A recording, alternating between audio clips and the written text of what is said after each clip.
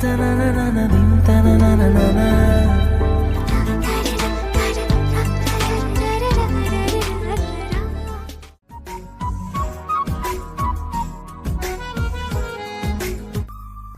রিক্সা যাবা?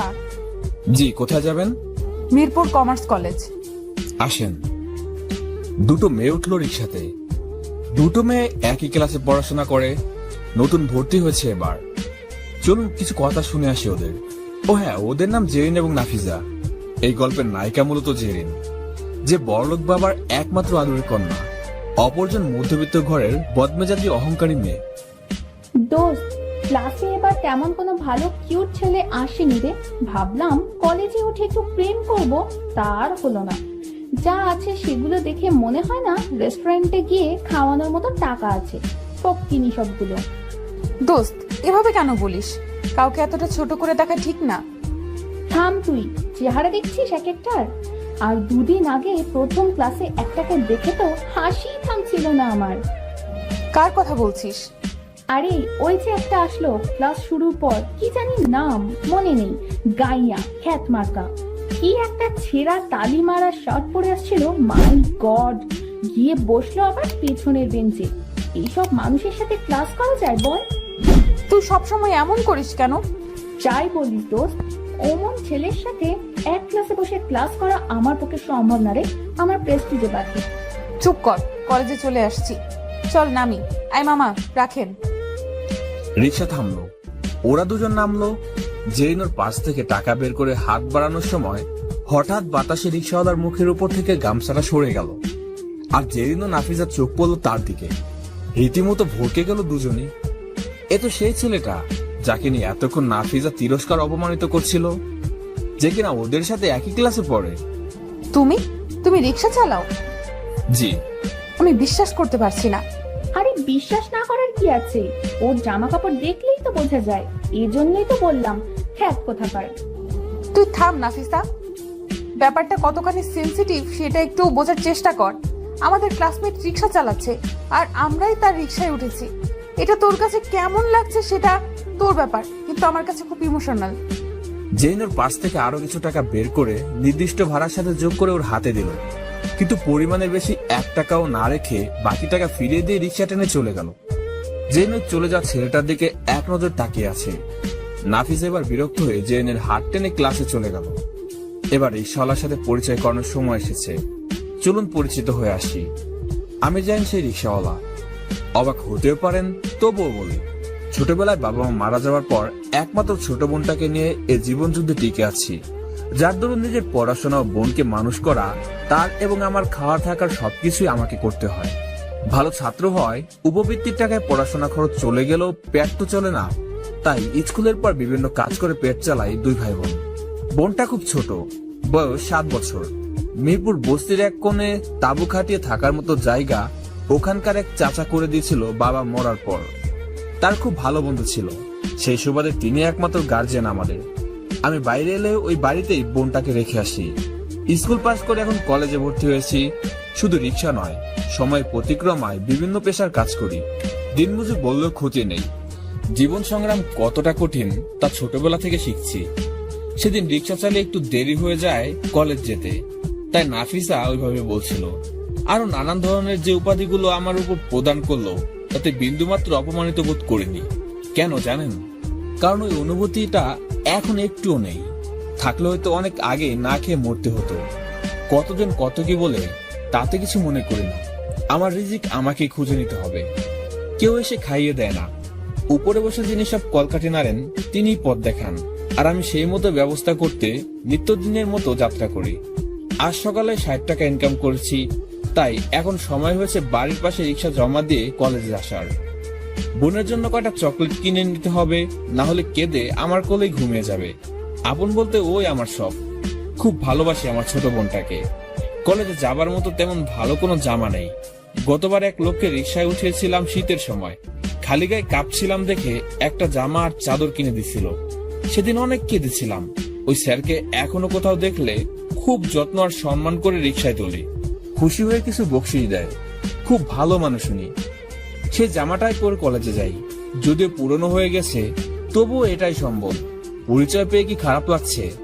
খারাপ লাগলেও কিছু করার নাই, কারণ আল্লাহ সবাইকে সবকিছু দেন না। হয়তো সময় বিশেষ কোনো মিরাকেল ঘটে। চলুন পরের কাহিনী নিয়ে কথা বলি। এদিকে নাফিজা ক্লাসে ঢুকে সবাইকে আমার ব্যাপারটা খুলে বলল। দু একজন ছাড়া সবাই হাসাহাসি তামাশা করলো আমাকে নিয়ে। জেনের বাধা সত্ত্বেও নাফিজা খুব মজা নিল। আমি ক্লাসে ঢুকতেই সবাই মিলে একসাথে বলতে শুরু করলো, এই দেখ দেখ, আমাদের রিক্সাওয়ালা এসেছে। কি মামা, যাবা নাকি? শালা দিন মজুর খ্যাত কোথাকার এই শ্রমিক, আজ কত কামাইছিস? কথাগুলো খুব হাসি তামাশা করে বলতে থাকলো। আমি ছলো ছলো চোখ নিয়ে সবার দিকে একবার চোখ বুলিয়ে মাথা নিচু করে শেষ বেঞ্চে বসে পড়লাম। বুকের ভেতরটা খুব যন্ত্রণা অনুভব করছে। ভাবছি এই ধনীর দুলালেরা কি পড়াশোনা শিখছে? হতে পারে দিনমজুর, তাই বলে কি কোনো মূল্য নেই সমাজে? আমার মতো আরো হাজারো দিনমজুর আছে, তাদেরকেও কি এরা মূল্য দিচ্ছে? লজ্জা পায়নি, কিন্তু কষ্ট হচ্ছে কথাগুলো শুনে।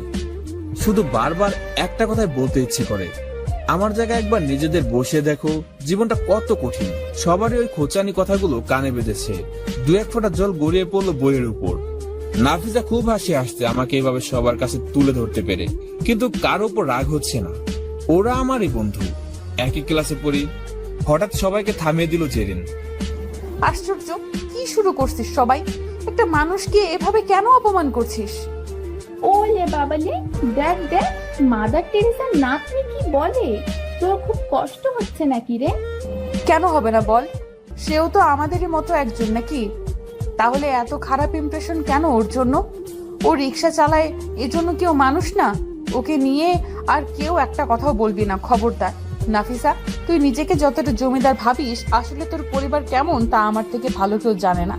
আর কখনো আমার সামনে কাউকে কিছু বলার আগে 10 বার ভাববি, আর নিজের পজিশনটাও ভেবে নিবি। আর বাকি যারা আছো, তোমরা মানুষকে মূল্যায়ন করতে শেখো। কাউকে অপমান করার আগে ভেবে দেখো সেই অপমান তোমাদের করলে কতটা কষ্ট লাগতে পারে। জেনের এমন কথা শুনে সবাই চুপ হয়ে গেল এবং আরো দু একজন তাকে সাপোর্ট করলো, কিন্তু মন থেকে অনেকে মানতে রাজি হলো না। এর মধ্যে ক্লাস টিচার চলে এলে সবাই যার যার জায়গায় বসে পড়লো। ক্লাস শেষ হলে জেরিন আমার দিকে এগিয়ে আসছে। আমি ক্লাস থেকে বের হতে লাগলাম। জাইন, জাইন। জি, আপনি আমার নাম জানলেন কি করে? প্রেজেন্টের সময় জেনেছি। ও, কিছু বলবেন? সবার পক্ষ থেকে আমি সরি বলছি। ওরা যা করেছে তা মোটেও ঠিক হয়নি। আপনি কেন সরি বলছেন? আর আমি কিছু মনে করিনি। যেটা বলেছে সেটা তো মিথ্যা নয়। মিথ্যা না হলেও সবার একটা আত্মমর্যাদা আছে। কোনো কাজই ছোট করে দেখা উচিত নয়। আর যারা এসবকে ছোট করে দেখে তারা কোনোভাবে সমাজে থাকার যোগ্য না। থাক, বাদ দেন এসব, আমি যাই এখন। কি ব্যাপার, তুমি আমাকে আপনি করে বলছো কেন? তুমি করে বলবা। না না, এটা মানায় না আমার সাথে। খুব মানায়, আমরা তো বন্ধু, তাই না? আর আপনি নয়, তুমি করে বলবা। কি হলো, চুপ করে আসো কেন? আচ্ছা, আমি তোমার ভালো একটা বন্ধু হব। বন্ধু হবে তো আমার? আমি বস্তিতে থাকা একটা ছেলে যে কখনো ভালো একটা জামা পরেনি, তারপরও দিনমজুর, এমন ছেলের সাথে কথা বলতে ঘৃণা করে, আর এই মেয়ে বন্ধু হতে চাচ্ছে। সত্যি আমি অবাক হয়ে গেলাম জেনের এমন আচরণে। ভাবলাম মেয়েটার মাঝে আসলে শিক্ষা আছে, কিন্তু বিষয়টা কেমন জানি লাগছে। তাই তখনই রাজি না হয়ে বললাম পরে জানাবো। জেরিনের থেকে বিদায় নিয়ে চলে এলাম রিক্সা নিতে। সারাটা বিকেল যা ইনকাম হবে তা দিয়েই দুজন মানুষ খেতে পারবো। আমি কখন আধ পেটা বা না খেয়েও আমার ছোট বোনটাকে খাইয়েছি। তাই জলদি এসে রিক্সা নিয়ে বের হলাম। এখন কলেজ ছুটি হওয়াতে সবাই বের হয়েছে। মুখটা ঢেকে নিয়ে গেটের সামনে দাঁড়ালাম। ঘন্টাখানিক পর আবার এসে ওখানে এলাম। দেখি আমাদেরই এক স্যার মাহিম স্যার রিক্সার জন্য অপেক্ষা করছে। আমি একটু এগিয়ে গিয়ে বললাম, স্যার কোথায় যাবেন, উঠুন। এই তো 10 নম্বরে যাব। উঠে পড়ুন স্যার। তুমি এত অল্প বয়সে লেখাপড়া না করে রিক্সা চালাও। তোমার বাবা কি করেন? আমি এতিম স্যার। ও আচ্ছা। আর আমি পড়াশোনা করি। যাক, ভালো তো। কোথায় পড়ো? আপনারই কলেজে। কি বলো তুমি? জি স্যার, আমি যাইনি। প্রথম বর্ষের ছাত্র, বিজ্ঞান বিভাগের। গতকাল আপনি ক্লাসে যার পড়া নিয়েছিলেন। ও মাই গড, তোমার মেধা আছে অনেক, কিন্তু তোমার এমন অবস্থা দেখে সত্যি খুব খারাপ লাগলো। তবে আমি কথা দিচ্ছি, তোমার জন্য কিছু একটা করব। স্যার সবকিছু জেনে নিলেন আমার ব্যাপারে, আর নামার সময় একটু বাড়িয়ে টাকা দিলেন। আমি জোর করেও ফেরাতে পারলাম না। হাতে টাকা গুজে দিয়ে আর একটা কোল্ড ড্রিঙ্কস দিয়ে বললেন সাবধানে কাজ করবে। সন্ধ্যা হয়ে গেছে, এখন আমাকে ফিরতে হবে। রিক্সা জমা দিয়ে আর দিনের ভাড়াটা দিয়ে বাকিটা নিয়ে ডাল চাল কিনে বোনের জন্য কিছু চকলেট নিয়ে কুড়ে ঘরে ফিরলাম। গিয়ে দেখি বোনটা আমার ঘুমিয়ে আসছে। ফাতেমা আপু, দেখ তোর ভাই এসেছে, তোর জন্য কত চকলেট এনেছে, খাবি না? বোন আমার চোখ খুলে চকলেট আর আমাকে দেখে হাসি মুখে আমার কোলে এসে জড়িয়ে ধরে বলল, তুমি আমার ভালো ভাইয়াটা, চকলেট কামু। আমি একটা চকলেট খুলে ওর মুখে দিলাম। ও খুশি মনে খাচ্ছে আর আমার জামা খুলে রাখতে জামা ধরে টানছে। হয়তো বুঝতে পারে ভাই কষ্ট করে এসেছে, একটু কাজ করে এগিয়ে দিলে ভাইয়ের কষ্ট কমবে। এটাই তো ভাই বোনের ভালোবাসা। ওকে বসিয়ে রেখে চুলে ভাত রান্না করতে শুরু করলাম। পাশাপাশি বই নিয়ে বসে পড়াগুলো দেখছি। প্রতিদিন পড়াগুলো না করলে ভালো রেজাল্ট করতে পারবো না। যত কষ্টই হোক না কেন পড়াশোনা করতেই হবে আমাকে। একদিন আমিও 10 জনের একজন হব। আমার বোনটাকে সুন্দর জামা কিনে দিব, রেস্টুরেন্টে বসে সাহেবদের মতো খাবো, পেট ভরে একটু ভালো খাবার খেতে পারবো। আল্লাহ হয়তো আলোর মুখ দেখাবেন একদিন। ভাত রান্না হয়ে গেছে। বোনটা আমার খাবে বলে কান্না শুরু করেছে। ছোট মানুষ তো সহ্য করতে পারে না, হয়তো তার ভাইয়ের মতো। জলদি খাবার খাইয়ে দিয়ে ওকে ঘুম পাড়িয়ে দিলাম, তারপর নিজে খেলাম। বোনকে বুকে জড়িয়ে রাতের ঘুমে অচেতন হয়ে গেলাম। পরদিন ক্লাসে গেলাম। যেদিন দ্বিতীয় বেঞ্চে বসে আছে দেখলাম, চুপ করে পাশ দিয়ে পেছনে যেতে লাগলাম। তখন জেরিন আমার হাত ধরে ওর পাশে রাখা সিটে আমাকে বসিয়ে দিল। এই প্রথম কোনো এক মেয়ের হাতের ছোঁয়া লাগলো। কেমন জানি কেঁপে উঠলাম একরকম। তাও যে সে মেয়ে নয়, কোন এক বাবার আদুরে রাজকন্যা। চুপ করে আছে দেখে যে নিজেই বলল, কি হলো, কথা বলো না কেন? এমন আজ তোমার সব কিছু আমাকে বলবে, আমি সব কিছু শুনতে চাই। কি বলবে তো? আমাদের কথা বলা দেখে বাকিরা সব খারাপ নজরে তাকাচ্ছে, বিশেষ করে নাফিজা। কোনোভাবে আমাকে সহ্য করতে পারছে না। কি জানি ওর কি ক্ষতি করে ফেলেছি। আজ মাহিম স্যারের ক্লাস আছে। স্যার ক্লাসে এসে আমাকে দেখে জিজ্ঞেস করলো কেমন আছে। সবার উদ্দেশ্যে বললেন, আজ তোমাদের একজন সংগ্রামী মানুষের গল্প বলবো, শুনবে সবাই? জি স্যার, শুনবো। জন্মের পর থেকে যে বাবা মায়ের আদর ভালোবাসা খুব অল্প সময় পেয়েছে, তার কষ্টটা বুঝতে পারো তোমরা? একটা এতিম বাচ্চার অসহায়তা অনুভব করতে পারো? জি স্যার, খুবই মর্মান্তিক। কে স্যার এই সেই লোক? বলছি, সে তার ছোট পিচ্ছে একটা বোনকে নিয়ে থাকতো। সারাদিন হাড় ভাঙা খাটুনি খেটে দুবেলা খাবার জোগাড় করত, খেয়ে বা না খেয়ে কাটাতো। কিন্তু কখনো ভিক্ষা করেনি, কারো কাছে হাত পাতেনি। জীবন যুদ্ধে সে শক্তিশালী একজন যোদ্ধা। ওয়াও স্যার, তাহলে তো তিনি আসলে অসাধারণ একজন মানুষ। এমন মানুষকে তো সেলুট জানানো উচিত। সবচেয়ে আশ্চর্যজনক বিষয়টা কি জানো? এত পরিশ্রমের পরও সে নিজের পড়াশোনা চালিয়ে গেছে। মেধাবী ছাত্রদের অন্যতম একজন, যার দারুণ সে এগিয়ে গেছে সাফল্যের দ্বার প্রান্তে। স্যার, ইনি কি কোনো ঐতিহাসিক কেউ? এমন মানুষও কি কেউ আছে এখনকার সময়? না, সে ঐতিহাসিক কেউ নয়। সে আমাদের এই ক্লাসের ছাত্র, তোমাদের বন্ধু জাইন ওয়াসিফ। স্যারের কথাগুলো সবাই যে আগ্রহ নিয়ে শুনছিল, এবার তারা সবাই আমার দিকে অবাক দৃষ্টিতে তাকিয়ে আছে। মনে হচ্ছিল তারা কোনো ইতিহাসের পাতায় উঠানো কোনো মহাপুরুষের গল্প শোনার অপেক্ষায় ছিল। কিন্তু আমার জীবনের গল্প স্যারের মুখে কতটা শোভা পেল বা বলাটা কতটুকু সার্থক হলো, তা হয়তো স্যারের এক্সপ্রেশন দেখে বোঝা যাচ্ছে। হাতে গোনা 2-1 বাদে বাকি সবাই আমাকে নিয়ে যে এতদিন তিরস্কার করতো, তা হয়তো এখন আর নেই। তারপর স্যার আর কিছু কথা বলল। সবকিছু শোনার পর সবার চোখে জল ছলছল করছে, হয়তো মন ছুঁয়ে গেছে তাদের। তারপর যেদিন সে অনেকেই নিজের স্থান ছেড়ে উঠে দাঁড়ালো এবং আমার এমন পরিশ্রম করা, সংগ্রাম করে বেঁচে থাকার সাহসিকতার ইমোশন গুলো নিজের মতো করে নিয়ে হাততালি দিতে শুরু করলো। নিজেকে তখন খুব একা লাগছিল না। হয়তো সব বন্ধুদের ভিড়ে আমিও নিজেকে তাদের একজন ভাবতে লাগলাম। স্যার বললেন, আজ থেকে তোমরা কেউ ওর পোশাক চলাফেরা নিয়ে কটাক্ষ করবে না, বরং তাকে সব দিক থেকে গড়ে তুলবে তোমাদের মতো করে। স্যারের এই উপস্থাপনাটা সবার কাছে ভালো লাগলো। তিনি লাইব্রেরিতে সকল টিচারের সামনে আমার কথাগুলো জানালেন। তাই সব টিচাররা আমাকে খুব স্নেহ ভালোবাসতো এবং সবার থেকে অন্যভাবে দেখতো। সেটা অনুভূতি নয়, কারণ আমি করুণা ও সহানুভূতি নিয়ে বাঁচতে চাই না। কলেজ ছুটির সঙ্গে সঙ্গে জেরিন সহ অনেকে এসে আমাকে ঘিরে ধরলো। গতদিনের বাজে ব্যবহারের জন্য সবাই শিরদোষ অকপটে স্বীকার করে ক্ষমা চাইলো এবং আমাকে টিকে থাকার জন্য উৎসাহ দিল। একসাথে অনেকগুলো বন্ধু পেলাম, তাদের বন্ধুসুলভ আচরণটাও খুব ভালো লাগলো।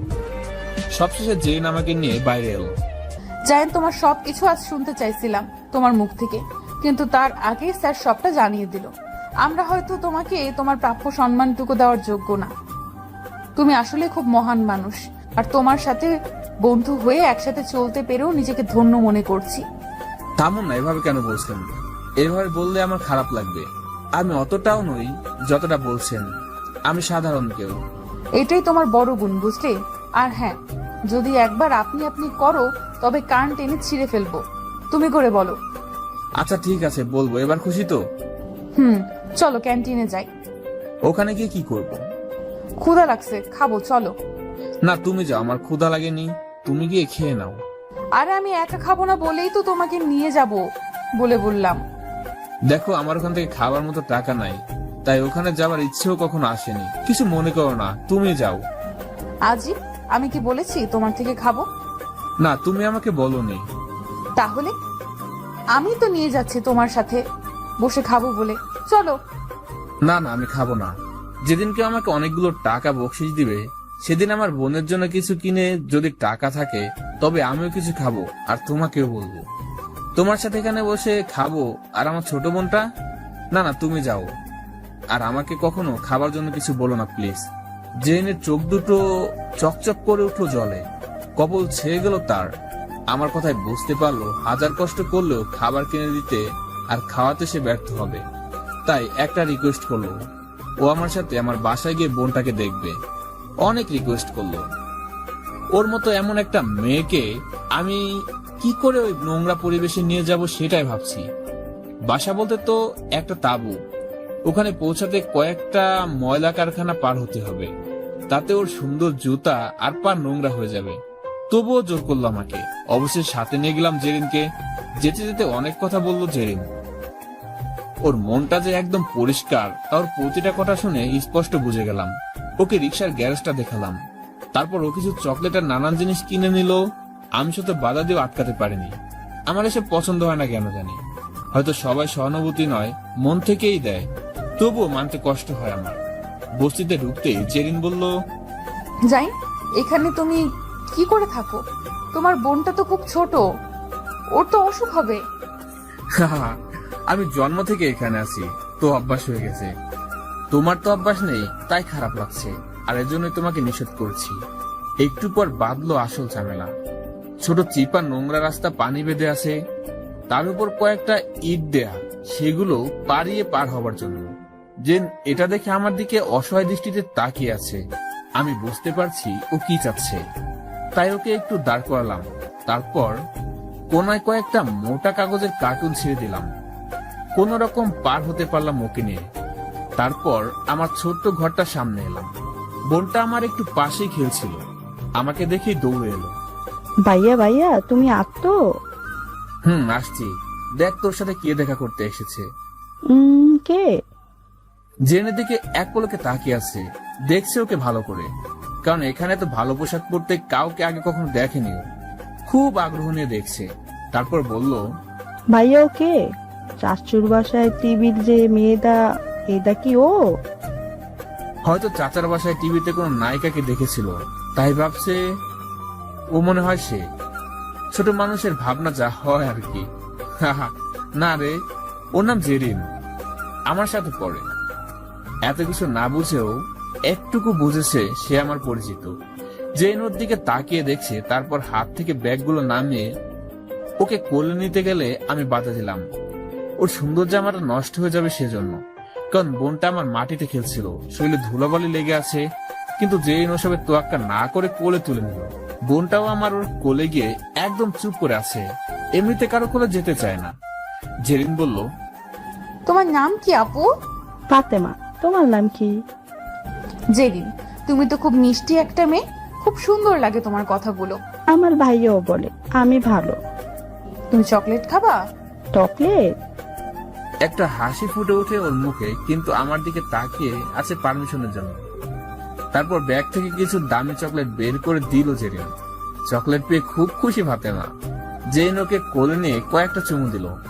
আমিও অবাক হয়ে গেলাম। জেনের চোখে মুখে কোনো বিরক্তির ছাপ অব্দি নেই। এতটা মিশুকও প্রায় 30-40 মিনিট আমার বোনের সাথে সময় কাটিয়ে ওর কাছে ব্যাগগুলো বুঝে দিয়ে যখন জেরিন বের হলো তখন ও পুরোপুরি অবাক হয়ে গেছে। পুরো বস্তি সবাই আমার ঘরের সামনে জেরিনকে দেখতে জড়ো হয়ে গেছে, কারণ সবাই অবাক ওরকম একটা ফুটফুটে সুন্দরী মেয়ে কিনা এমন পরিবেশে গেছে। তারপর সবাইকে পরিচয় করিয়ে দিয়ে জেরিনকে নিয়ে চলে এলাম। প্রায় সন্ধ্যা হয়ে গেছে। রিক্সা নিয়ে বের হয়ে জেরিনকে উঠিয়ে চললাম ওর বাসার দিকে। তারপর ওকে বললাম রিক্সা চালাতে চালাতে, আমি কখনো ভাবিনি তোমার মতো কে একজন ওখানে গিয়ে এতটা স্বস্তিতে আমার বোনের সাথে মানিয়ে নিতে পারবে। কি যে বলো তুমি, আমার খুব ভালো লেগেছে ওখানে গিয়ে। তোমার বোনটা খুব মিষ্টি, একটু যত্নের অভাব, কারণ মা না থাকলে এমন যত্ন কেই বা করবে বলো। তুমি চিন্তা করো না, সব ঠিক হয়ে যাবে। আর আমি কিন্তু মাঝে মাঝে আসবো ওকে দেখতে। তোমার বাবা মা জানলে তোমাকে খুব বকবে। না, মোটেই না, তারা শুনলে আরো খুশি হবে। শোনো না, একটা কথা বলবো। কি কথা বলো? বলছি যে সারাদিন কত টাকা ইনকাম হয়? সব সময় তো চালাতে পারে না, তবুও মোটামুটি 250 থেকে 300 টাকা হয়, যদি রাতেও কিছু সময় চালাই।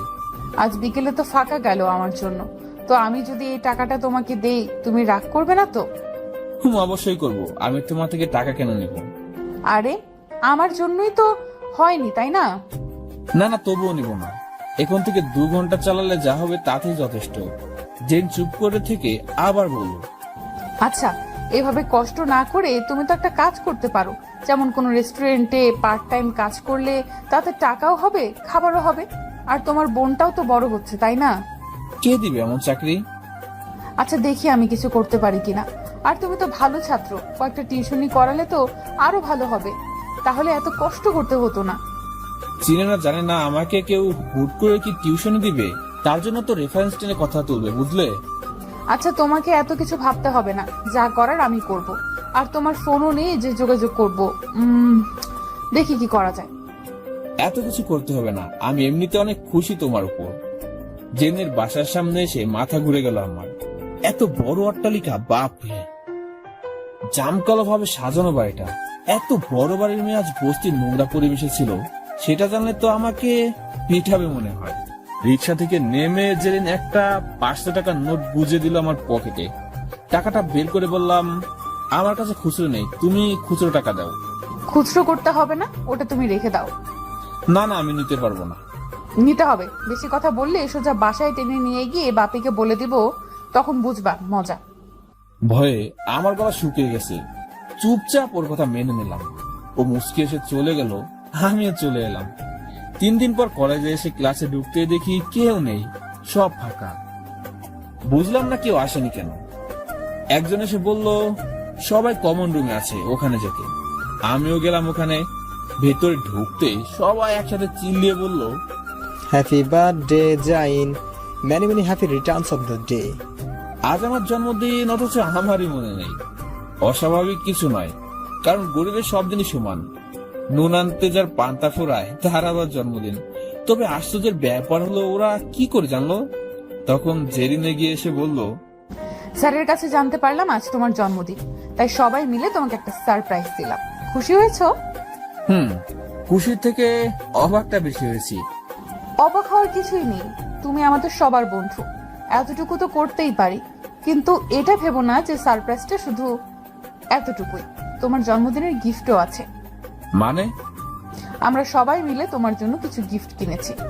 কি গিফট?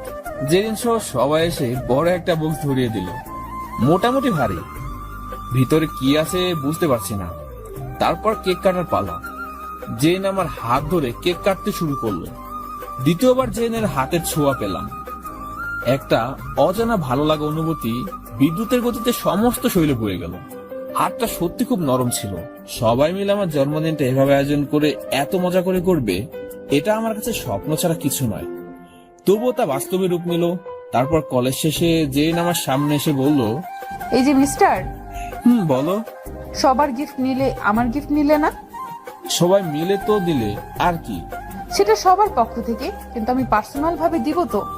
কি দিবা আবার? তোমার জন্য খুব সামান্য একটা গিফট, এটা নাও। এটা তো মোবাইল, এটা নিয়ে আমি কি করব? তোমার সাথে যোগাযোগ করার জন্য বুদ্ধুরাম। কিন্তু কোনো কিন্তু না, একদম বেশি বুঝবা না। যা বলছি চুপচাপ মেনে নাও। রাতে বাসায় এসে ফাতেমাকে সামনে বসিয়ে গিফট বক্সটা খুললাম। ফাতেমা ভীষণ আগ্রহ নিয়ে অপেক্ষা করছে। বক্সটা খোলার পর আমি সত্যি খুব অবাক হয়ে গেলাম। কয়েকটা শার্ট প্যান্ট গেঞ্জি আমার জন্য এবং ফাতেমার জন্য, কিছু খাবারের প্যাকেটও আছে। আমার বুঝতে অসুবিধা হলো না এসব জেরিনের কাজ, কারণ সবগুলো পারফেক্ট সাইজের। নতুন জামা পেয়ে ফাতেমা খুব খুশি হলো। সে আমাকে জিজ্ঞেস না করে পড়লো না। ভাইয়া কালকে ঈদ, এত নতুন জামা কে দিল? না রে বোন, আমার কিছু বন্ধু দিয়েছে। সেদিন যে আপুটা এসেছিল ও দিয়েছে। খুব ভালো জামা, আমাকেও পরিয়ে দাও না ভাইয়া। ফাতেমাকে একটা জামা পরিয়ে দিলাম। ও খুশিতে নাচছে। কখনো এমন জামা তো পরেনি, তাই খুশির সীমাটা একটু বেশি। সব গিফটগুলো গুজিয়ে রাখছে, এমন সময় ফোনটা বেজে উঠলো। হ্যালো। কি মিস্টার, কি করা হচ্ছে শুনি? গিফটগুলো দেখছিলাম আর ফাতেমাকে জামা পরিয়ে দিলাম। পছন্দ হয়েছে সব? ফাতেমা খুব খুশি হয়েছে, কিন্তু কিন্তু কি? আমার জন্য এত কিছু কেন করলে? কেন এর উত্তর হয়তো জেরিনের নিজেরও জানা নেই। কেন করছে এসব?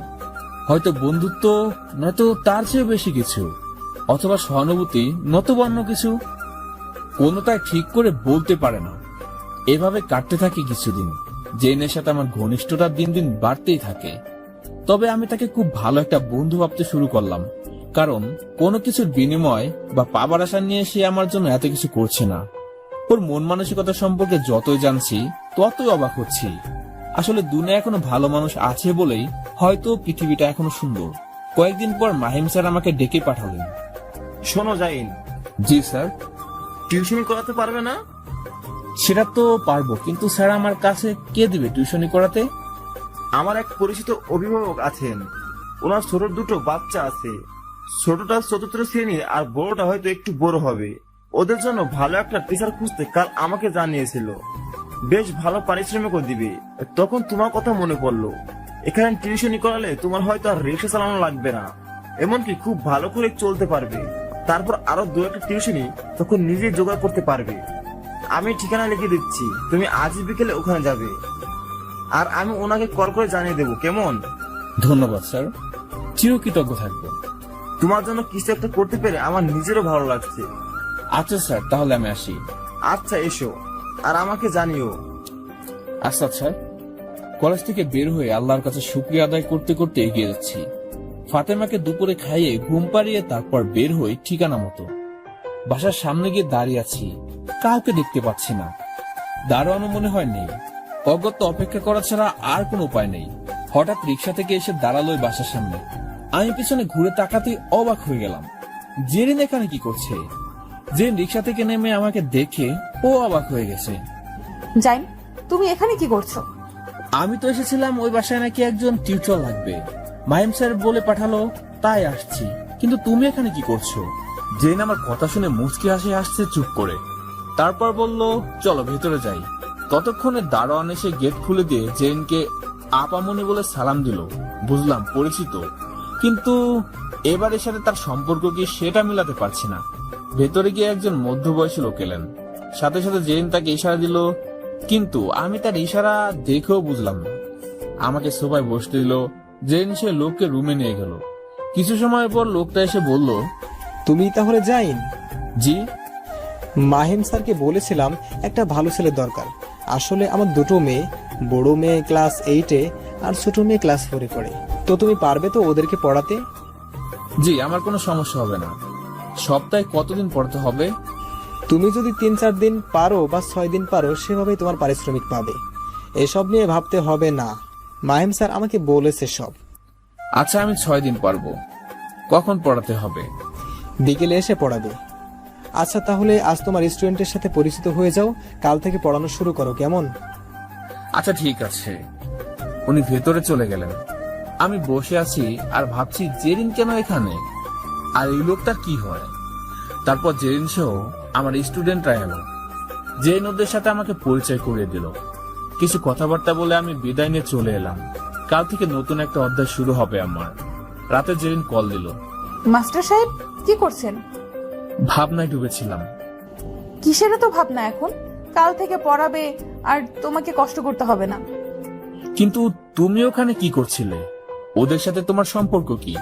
ও আচ্ছা, তোমাকে তো বলা হয়নি। যাদেরকে তুমি পড়াবে ওরা আমার কাজিন, খালাতো বোন হয় আমার। খালুকে আমি বলে দিছি তোমার কথা, বুঝলে হাদারাম? ও তাই বলো? আর হ্যাঁ, দুজনকে পড়ানোর জন্য তোমাকে 8,000 টাকা দিবে। ঈদের সময় বোনাসও পাবে, টেনশন করো না। আমার খালু খুব ভালো মানুষ, আর বোন দুটো মিশুক আছে। ইয়া আল্লাহ, এত টাকা কেন? এত টাকা দিয়ে আমি কি করবো? ইয়া আল্লাহ, এত টাকা কেন? এত টাকা দিয়ে আমি কি করব? আগামীকাল টিউশনি এমনি ভালো করে পড়ালে ভালো টাকা পাবে। আর হ্যাঁ, পরশু শুক্রবার বিকেলে ঘুরতে যাব, ফাতেমাকেও নিয়ে আসবে। কোথায় যাবে? যেখানে মন চায় সেখানে। এত প্রশ্ন কেন করো? নাক ফাটিয়ে দিব কিন্তু। আচ্ছা, আর প্রশ্ন করবো না। এখন কি খাবে? আলু ভর্তা করেছি আর ডাল। আচ্ছা, খেয়ে ঘুমিয়ে যাও, কাল সকালে ক্লাসে দেখা হবে। আচ্ছা, তুমিও ঘুমিয়ে যাও খেয়ে। একটা কথা বলবো জাইন? বলো। আমি না, থাক, পরে কখনো বলবো। কি কথা বলো না? না, উপযুক্ত সময় এলে তখন বলবো। আচ্ছা, অপেক্ষায় থাকলাম। শুক্রবার বিকেলে জেনুর গাড়ি নিয়ে সোজা আমার বস্তির সামনে এলো। তারপর কল দিয়ে ফাতেমাকে নিয়ে আসতে বললো। ফাতেমা খুব খুশি হয়ে নতুন জামা পরে আমার হাত ধরে আসছে। আমি জেরিনের সামনে নতুন জামা পরে একটু লজ্জা বোধ করছি। পুরনো জামা পরার মাঝে কেন জানি একটা অন্যরকম ভালো লাগা কাজ করে। কিন্তু আমার পুরনো জামা তো লোক সমাজে চলে না। জেন আমার দিকে অপলকে তাকিয়ে আছে। খুব সুন্দর লাগছে তোমাকে জাইন। আর ফাতেমা কত কিউট একটা মেয়ে, এখন বোঝা যাচ্ছে। সবই তো তোমার জন্যই হয়েছে। চির কৃতজ্ঞ থাকবো আমরা দুজন তোমার কাছে। প্লিজ জাইন, এভাবে বলো না। ফাতেমাকে আমার কোলে দাও। জেন ফাতেমাকে কোলে তুলে চুমু খাচ্ছে, কিন্তু ওর দিকে না তাকিয়ে আমার দিকে তাকিয়ে। ওর চোখে আজ কেমন যেন অন্য কিছু দেখতে পাচ্ছি, কিন্তু সে চোখের ভাষা হয়তো আমার বোধগম্যের বাইরে। ফাতেমা জেনকে চুমু দিল, তারপর গাড়িতে উঠে বসলাম। জেন আর আমার মাঝে ফাতেমা বসে আছে। ফাতেমার ঘাড়ের উপর দিয়ে একটা হাত রেখেছে জেরিন। একটু পর ফাতেমাকে কোলের উপর বসে জেরিন সরে এসে বসলো আমার খুব পাশে। জেন ওর হাতটা আমার হাতের উপর রেখে সামনে তাকিয়ে রইল। আমি কিংকর্তব্য বিমূঢ় হয়ে ওর দিকে তাকিয়ে আছি। একটু পর জেরিন আমার দিকে বলল, কি ব্যাপার, এভাবে তাকিয়ে কি দেখো আমাকে? মতলব কি তোমার? এখনো তাকিয়ে আছো কেন? আর এটা কি, আমার হাত ধরলে কেন? আমি কখন হাত ধরলাম? যাই, এটা কিন্তু একদম ঠিক না। আমি জেনের এমন কথা শুনে আকাশ থেকে পড়ে মাটিতে তলিয়ে যাচ্ছি। কি বলবো কিছু বুঝতে পারছি না। ওর এক্সপ্রেশনটা খুব রুড হয়ে আছে। ও কি মজা করে বলছে না সত্যি রেগে আছে তা বোঝা মুশকিল। বাধ্য হয়ে ওর হাতটা ধরলাম। সাথে সাথে জেন অন্যদিকে তাকিয়ে মুচকি হাসছে। আমি অবুঝ বাচ্চার মতো ওর হাতটা শক্ত করে ধরে থাকলাম। জেনের হঠাৎ এমন রেগে যাওয়া, পরক্ষণে হাসি দেওয়ার কোনো মানেই খুঁজে পেলাম না। হয়তো আমার মতো ছেলের এসব না খুঁজে ভালো, কারণ বাস্তব জীবন অনেক কঠিন। ঘোরাঘুরি শেষে জেন আমাকে বলল, জানি একটা কথা বলবো, কিন্তু তুমি কিভাবে নিবে জানি না। কি কথা শুনি আগে? বলছি যে ফাতেমা তো বড় হচ্ছে, ওর দেখাশোনার জন্য একজনকে খুব দরকার। এই বয়সে ওকে সুন্দর করে গড়ে তোলাটা খুব জরুরি। মানে তুমি কি আমাকে বিয়ে করার কথা বলছো নাকি? আরে না ধুর, বিয়ে করার কথা বলবো কেন? বলছি যে ফাতেমাকে যদি আমার বাসায় নিয়ে যাই, ও আমার কাছে থাকবে, ওর কোনো সমস্যা হবে না কখনো। পাগল হয়ে গেছো নাকি তুমি? তোমার বাবা মা শুনলে কখনো রাজি হবে না। দেখো, আজ অব্দি তুমি যা করেছো তার ঋণ শোধ করতে পারবো কিনা জানি না। আমাকে আর ঋণী করো না। যাই, ঋণের কথা কেন বলছো? একটা কথা মনে রেখো, আমি যাই করেছি তোমার জন্য করিনি, সব আমার নিজের জন্য করেছি। নিজের জন্য মানে? কিছু না, এটাই ফাইনাল। আমি আজই আব্বুর সাথে কথা বলবো। এখন চলো, বাসায় রেখে আসি তোমাকে। আচ্ছা, ফাতেমা তোমার কাছে গেলে আমি একা হয়ে যাব, তো ওকে ছাড়া থাকবো কি করে? বিয়ে করে বউ নিয়ে থাকো। চলো এখন। মানে? জেনে কিছু কিছু কথা আমার বোঝার সাধ্য নেই, তবে ওর সহজ সরল মনটা যখন হঠাৎই রেগে আগুন হয়ে যায় তখন খুব মিষ্টি লাগে। দিন দিন কেন যেন সবকিছু ভালো লাগে। আগে কখনো কারো প্রতি এতটা আকর্ষণ হতো না, এখন কেন হচ্ছে সেটাও জানি না। জেন আমাদের এগিয়ে দিয়ে ওর বাসায় চলে গেল। রাত ওর বাবা এলে, বাপি, ও বাপি, কফি খাবে? আমি বানিয়ে আনি। বাইরে থেকে তো খেয়ে এসেছি, সেটা তো বড় কথা নয়, আমার পাগলি মেয়েটার কিছু একটা প্রয়োজন। সেটা কি জলদি বলে ফেলো তো মামনি। না মানে এমনি কিছু না তো। জানি জানি, সামান্য কিছু হলে আমার মেয়ে সরাসরি বলে, কিন্তু নিশ্চয়ই দামি কিছু লাগবে, তাই এত বাহানা। কি বলে আমি বাহানা করি? না না মামনি, কে বলে এসব? তুমি বলো কি লাগবে। আমার একটা বন্ধু আছে, নাম জাই। ও এতিম, একটা পিচ্চি বোন আছে ওর। এখন আমি চাই ফাতেমাকে আমার বাসায় রেখে ভরণ পোষণের দায়িত্ব নিতে। ও আচ্ছা, এই ব্যাপার। বাপি, তোমার তো টাকা পয়সার অভাব নেই, ইচ্ছে করলে 10টা পরিবার স্বাবলম্বী করতে পারবে। প্লিজ বাপি, ওই ছোট মেয়েটার ভবিষ্যতের কথা ভেবে না হয় রাজি হয়ে যাও। আমার তো ছোট কোনো ভাই বোনও নেই, ওকে আমার ছোট বোনের মতো মানুষ করব। বলো না বাপি। তোমার মন মানসিকতা একদম তোমার মায়ের মতন হয়েছে। তুমি যা করছো তার জন্য আমার মনটা খুবই আর গর্ব হচ্ছে। তুমি যা করছো তার জন্য আমার মনটা খুব খুশি আর গর্ব হচ্ছে, কিন্তু এখন যা বললে তার জন্য আমি বেশি খুশি মামনি। তুমি ওকে নিয়ে এসো। আমার এত বড় বাড়িতে কোনো মানুষ নেই। তোমার আম্মু চাইতো তোমার আরেকটা ভাই বোন আসুক, কিন্তু তোমার জন্মের সময় অপারেশন করতে গিয়ে সে সুযোগটাও হারিয়ে গেছে। আমার কোনো সমস্যা নেই, তুমি কালকে ওদেরকে আসতে বলো, আমি সন্ধ্যায় বাসায় থাকবো। আমার লক্ষ্মী বাপিটা। জেন সবকিছু ঠিক করে আমাকে কল করে জানালো। সবকিছু কেমন জানি স্বপ্নের মতো লাগছে। অন্তত আমার বোনের কথা ভেবে সব মেনে নিলাম।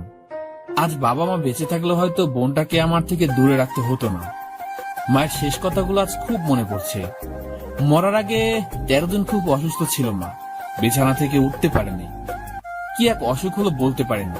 কত ডাক্তারের কাছে গেলাম, কেউ ভালো করে বলতে পারলো না।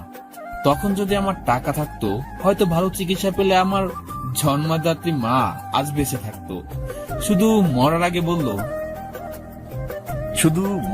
বলল, জাইন রে, তোর বাজানের কাছে যাওয়ানোর সময় হয়ে গেছে রে বাপ।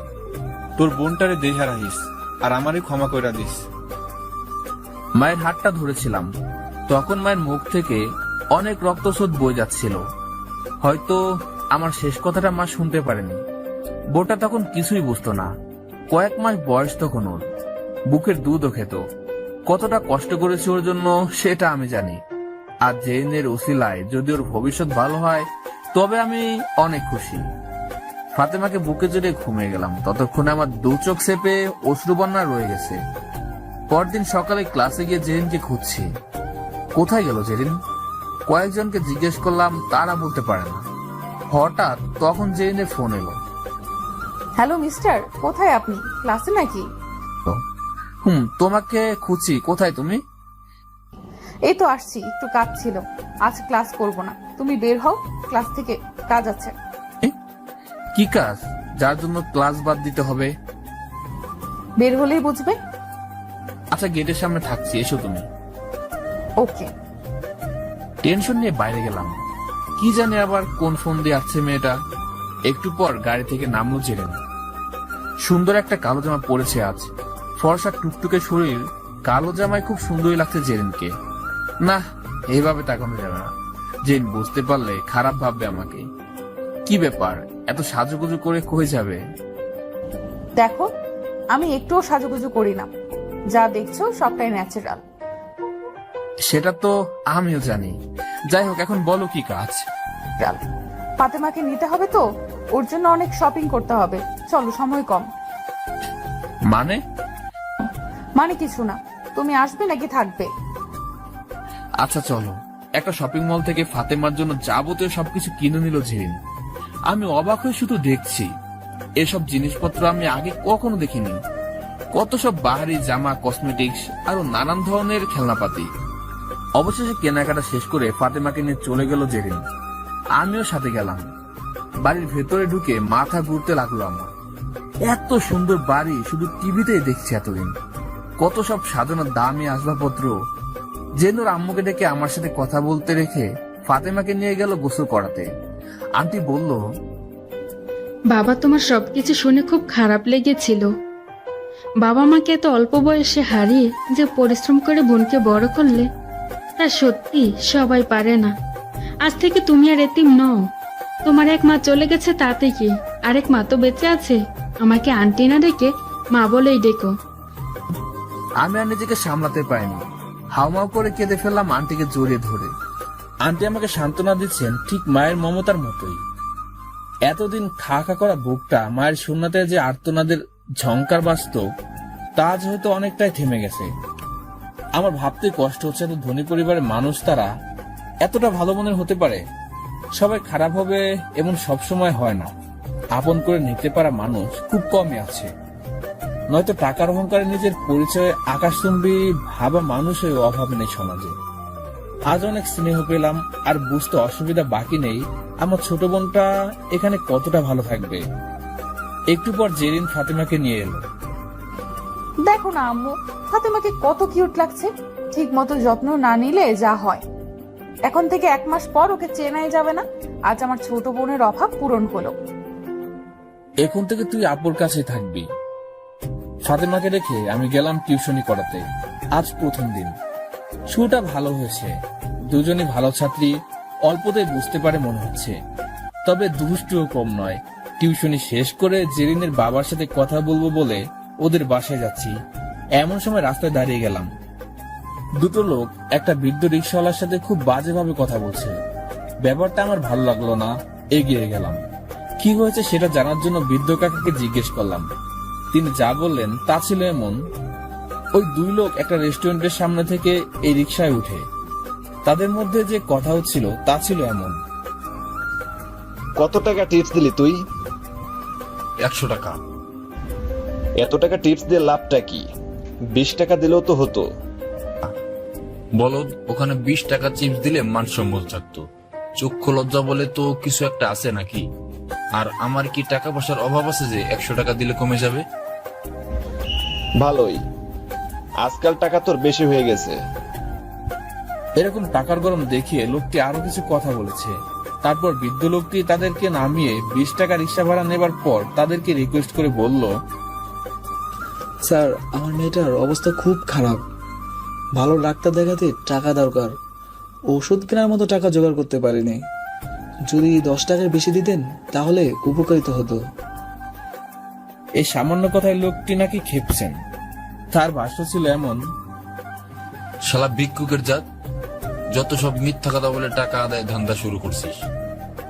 আমার কি টাকা সস্তা হয়ে গেছে নাকি? ভাড়া বেশি চাস কেন? এসব ছাড়াও আরো কিছু কথা বলেছে যা ছিল অপমানজনক। বৃদ্ধ লোকটি পুনরায় তাকে বোঝানোর চেষ্টা করেও কোনো লাভ হয়নি। এমন সময় আমি ওখানে উপস্থিত হয়েছি। সবটা শোনার পর ওই অহংকারী লোকটাকে বললাম, আপনার বাবার বয়সী লোকের সাথে কেমন আচরণ করলেন এটা? উনি তো বেশি ভাড়া নেননি, উনি আপনাকে রিকোয়েস্ট করেছে। আপনার সামর্থ্য থাকলে দিতেন, না হলে দিতেন না।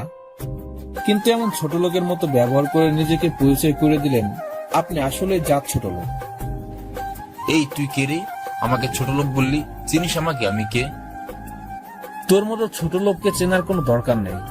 তোকে আপনি করে সম্মান দিয়ে বলেছিলাম, কিন্তু তুই সেটার যোগ্য না। সম্মান দিতে জানলে এমন বয়সী লোকের সাথে এমন খারাপ ব্যবহার করতি না। তুই আমাকে চিনে রাখ, আমি ওনার মতো একজন রিকশাওয়ালা, আর বস্তিতে নোংরা পরিবেশে বড় হয়েছি। আগে পিছে কেউ নাই আমার, তাই কাউকে ভয় করে চলি না। কিন্তু মানি, লোককে সম্মান করি। তোর মতো টাকা বিলে সম্মান কিনি না। উল্লবনে 100 টাকা টিপস দিতে পারিস, কিন্তু কারো চিকিৎসার জন্য 10 টাকা দিতে গেলে তোর টাকা সস্তা হয়ে যায়, তাই না? How dare you to talking like rubbish with me? So nothing, of course.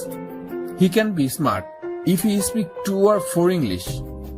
Conscience education does not cost of real papers certificates. I can speak English like you. I can speak English like you too. Do not behave badly with any labor in the future in you have a human baby. Get lost from here.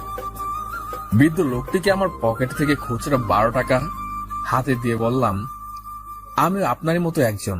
আমার সামর্থ্য ছিল এতটুকুই। যদি কখন আবার দেখা হয় তখন পারলে না আরো কিছু দিব। আর ওনাদের কথায় মন খারাপ করবেন না, ওরা মানুষের মুখোশে পশুর মতো। বৃদ্ধ লোকটি চোখের পানি মুছতে মুছতে চলে গেলেন। আমিও চলে এলাম জেরিনের বাসায়। ভেতরে ওর বাবা বসে আছে, ফাতেমার সাথে কথা বলছে। দেখলাম সবাই খুব খুশি ওকে নিয়ে। আমারও ভালো লাগলো। তারপর আঙ্কেলের সাথে কথা বলে বিদায় নিতে যাব, তখনই আন্টি বললেন, রাতে না খেয়ে কই যাবা বাবা?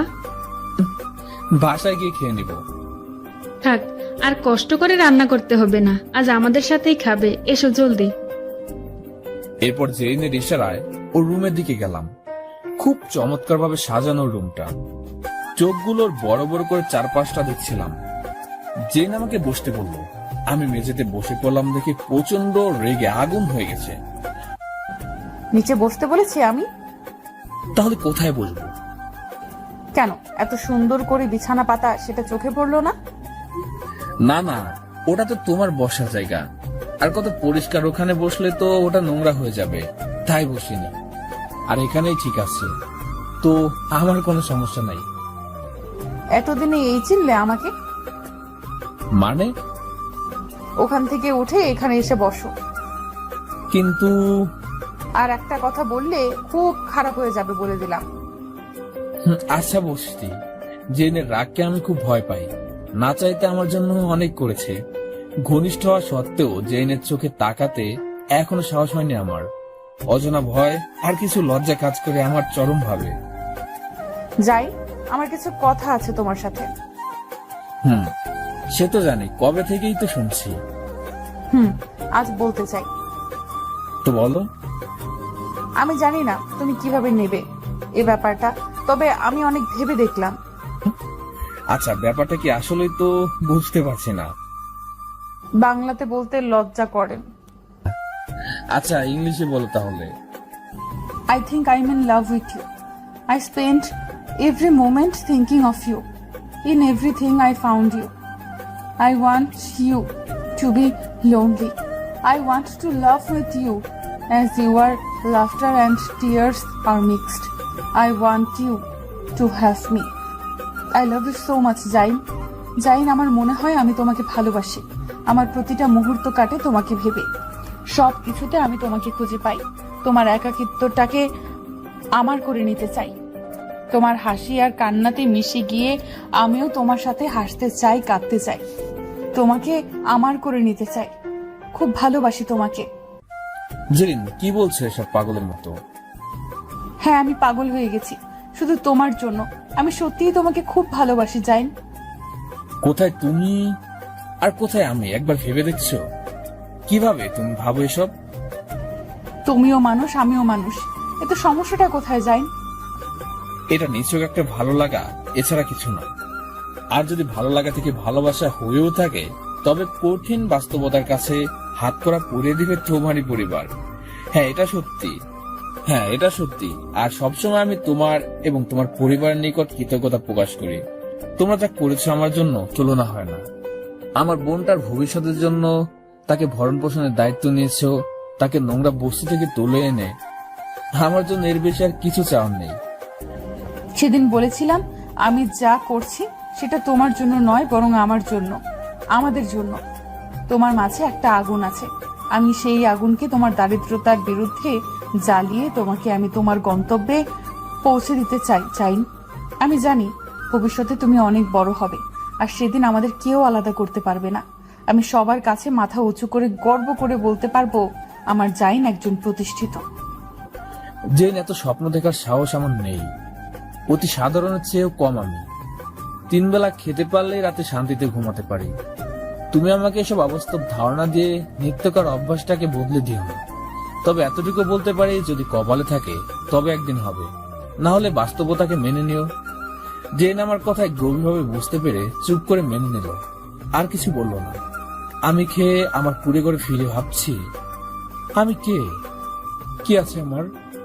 কিসের টানে রাজপ্রাসাদের রাজকন্যা একজন দিনমজুরের ঘরে আসতে চায়? এটা কি কোনো মানুষের সূচনা, নাকি সত্যি ভালোবাসা? জানি না কেন আমার সাথে এমন হচ্ছে। ভালোই তো ছিলাম এতদিন, কোনো পিছুটান ছিল না। আজ কেন এতটা ভাবাচ্ছে এসব বিষয় আমাকে? ভাবতে চাই না আমি। আমার বোনটাকে মানুষের মতো মানুষ করতে চাই। আমার জীবনে ওই সব বেশ কিছুদিন কেটে যায় এভাবে। বোন ফাতেমা এখন বেশ আনন্দ রাজকীয় ভাবে বড় হচ্ছে। ওকে দেখলে এখন বোঝাই যায় না কোথা থেকে উঠে এসেছে। একজন সন্তানের জন্য তার পরিবার কতটা গুরুত্বপূর্ণ ভূমিকা পালন করে তা এখান থেকে বোঝা যায়। আর সে এত বড় পরিবারের একজন হয়ে বড় না হলেও একজন মায়ের কাছে তার সন্তানের সব থেকে বড় পাওয়াটা থেকে যায়। আমি কি পেয়েছি না পেয়েছি সেটা বড় নয়, আমার বোনটা যেন সবকিছু পেয়ে বড় হয় এটাই আমার জন্য অনেক। তাই ওই পরিবারের জন্য আমি আমার জীবন দিতেও প্রস্তুত। এদিকে টিউশনি করিয়ে আমার দিব্যি কেটে যাচ্ছে, এখন রিক্সা চালিয়ে পেট ভরতে হয় না। তবে ইদানিং জেনের সাথে বেশি দেখা হচ্ছে অকল্পনীয় ভাবে, যেখানে আমি সেখানে জেন উপস্থিত হয়। এতটা ফলো করতে শুরু করেছে, মনে হয় একজন গোয়েন্দাও তার আসামিদের এতটা নজরদারি করে না, যথেষ্ট কেয়ার করে। কিন্তু আমি সবসময় তার পরিবারের কথা ভেবে দূরে থাকার চেষ্টা করি। কখনো আঙ্কেল আন্টি জানতে পারলে আমার উপর থেকে তাদের বিশ্বাসটা উঠে যাবে। সবকিছু ভোগান্তি না আমার বোনের উপর পড়ে, সে ভয়টাই বেশি পায় আমি। তবে আঙ্কেল আন্টি জানে যে না আমার সঙ্গে বেশি মিশে, তবু কেন জানি না ওকে বকাচকা করে না। একদিন আমার জীবনে একটা আতঙ্কিত ঘটনা ঘটে গেল, যার জন্য না আমার কোনো ইচ্ছে ছিল না কোনো কল্পনা করেছি। বোনকে দেখতে গেলাম জেরিনের বাসায়। আন্টি কিচেনে ছিল বলে আসেনি, আমাকে বলেছিল জেরিনের ঘরে গিয়ে বসতে। আসলে ফাতেমা জেরিনের সাথেই থাকে, তাই ওই রুমে গিয়ে বসি, কিন্তু ফাতেমা তখন ছাদে ছিল। এদিকে আমি রুমে আসি, সেটা ওয়াশরুমে থাকা জেরিন জানতো না, আর আমিও তাকে না জানিয়ে আসি। সবতে কোনো মেয়ে একাকি থাকলে নিজের রুমে খুব একটা কাপড় ঠিক করে চলে না। সে স্বাভাবিকতার জের ধরে তোয়ালে পেঁচে গোসল করে বের হলো। ওর হালকা ভেজা ধবধবে ফর্সা শরীরের নীল সবুজ শিরাগুলো স্পষ্ট দেখতে পাচ্ছিলাম। ওর ভেজা চুল থেকে তখনও ঝলকনা টপ টপ করে পড়ছিল। সে ঝলকনাতে হয়তো আমার সর্বনাশ দেখতে পেয়েছিলাম। ওর এমন আগমনের জন্য কোনোভাবে প্রস্তুত ছিলাম না। ভিতরের পুরুষটাও খুব জোরে চিৎকার দিয়ে বেরিয়ে আসতে চাইলো, কিন্তু পারেনি। ওকে দেখে আমি নিজেকে সংযত করার লক্ষ্যে অন্যদিকে তাকিয়ে এলাম, কিন্তু কাছে পাবার স্বপ্ন বুনে যে এতদিন আকুলতার সমুদ্রে হাবুডুবু খাচ্ছে, সেই জেনকে আমাকে এত সহজে এত কাছে পেয়েও ছেড়ে দিবে, এতটা হয়তো স্বপ্নেও সম্ভব না। দরজা আটকে দিয়ে আমার সামনে এসে দাঁড়ালো জেরিন। আজকে জেরিনকে যতটা সুন্দরী ও আকর্ষণীয় লাগছে, তার থেকে চোখ ফিরিয়ে রাখা দায়, কিন্তু তারপর ওর হাতের ছোঁয়াতে ওর দিকে তাকাতে বাধ্য হলাম। সরি, ফাতেমাকে দেখতে এসেছিলাম, ভিতরে এভাবে আসবে ভাবিনি। আমি বাইরে যাচ্ছি, তুমি বদলে তারপর এসো। যেতে দেবার জন্য কি দরজা লাগিয়ে এলাম? জিন প্লিজ এমন কিছু করো না যার জন্য তোমার বাবা মা আমাকে খারাপ জানে। কেউ যদি জানে তবে না তোমাকে খারাপ ভাববে। আজ জাইন সাহেবকে এমন একটা সারপ্রাইজ দিব, সেটা পেয়ে তার অবস্থা কি হয় আমি তা দেখতে চাই। অনেক সারপ্রাইজ পেয়েছি, আর কিছু চাই না। আমি চলে যাব জেরিন। জেরিন আমার ঠোঁটে ওর আঙুল রেখে চুপ করিয়ে দিল, তারপর আমার চোখে চোখ রেখে ওর শরীর থেকে তোয়ালে খুলে ফেললো। আমার এই শরীরটা শুধু তোমাকে চাই জাইন, এই শরীরে শুধু তোমার ছোঁয়ায় আগুন জ্বলবে। জেরিনের নগ্ন শরীরের দিকে তাকিয়ে আমি যেন গভীর সমুদ্রে পড়ে তীর খোঁজার চেষ্টা করছি। জীবনে এমন সিচুয়েশন কখনো পড়িনি। পরক্ষণে চোখ বন্ধ করে জেনকে বললাম, জেরিন তোমার কাছে হাত জোড় করছি, আমাকে আর কষ্ট দিও না, নিজেকে সামলাতে খুব কষ্ট হচ্ছে, প্লিজ। কষ্ট কমাতেই তো নিজেকে সঁপে দিলাম। সুখ খুঁজে নাও আমার শরীরে, জড়িয়ে ধরো আমাকে। আমি পারবো না জেন, এটা সম্ভব না। জেন আমার কথায় বুঝতে পারলো আমি কখনোই শরীরের লোভে ওর সাথে মিশি না, তাই নিজে থেকে আমাকে জড়িয়ে ধরলো শক্ত করে। ওর বুকে হৃৎপিণ্ডের শব্দে ধুকবুকানি শব্দ স্পষ্ট বুঝতে পারছি। জেন আমার স্পন্দনের অস্বাভাবিকতা কান পেতে শুনছে আর বলছে, জাইন তুমি কি জানো তোমার হৃদয়টা কি চাচ্ছে? জানি। বলো তো কি, বলো তো কি? এখান থেকে চলে যেতে চাচ্ছে। থুর না, ও চাচ্ছে আমাতে মিশে যেতে, আমি স্পষ্ট শুনতে পাচ্ছি। জেরিন আমাকে ছেড়ে দাও না প্লিজ। একটা চুমু দাও আমার গোলাপি ঠোঁটে, তাহলে ছাড়বো। কখনোই পারবো না আমি, প্লিজ জোর করো না। হবে না তাহলে। প্লিজ জেরিন। জেরিন আমাকে আরো শক্ত করে জড়িয়ে ধরে আমার দু চোখ বুজে থাকা চেহারাটা দেখছে, তারপর আমার কলার টেনে ধরে ওর পাপড়ির মতো ঠোঁটগুলো আমার ঠোঁটে চেপে ধরলো। ঠোঁটের স্বাদ পেতে সেখানে টর্নেডো চালাচ্ছে। আমি নিজেকে সরিয়ে রাখার প্রাণপণ চেষ্টা করছি, কিন্তু আমার ভেতরের পুরুষটাও ক্রমান্বয়ে ক্ষিপ্ত হয়ে গেছে। অবশেষে বাদ ভাঙলো আমার। চোখ খুলে জেরিনের কামার্ত চোখে আটকে গেলাম। ওর চুমুর পাল্টা জবাব দিতে লাগলাম। জেরিন আমার হাত একটা ধরে ওর কোমরে রাখলো। তখন আমি আমার ভিতরে ছিলাম না, হয়তো হারিয়ে গেছি জেরিনের মাঝে। ওর শরীরটাকে ছুঁয়ে অনুভব করার ব্যাকুলতা নিজের হাতকে সামলাতে পারেনি। জেরিনের ইচ্ছে মতো শরীরের প্রতিটা লোমকূপে ছুঁয়ে দিলাম।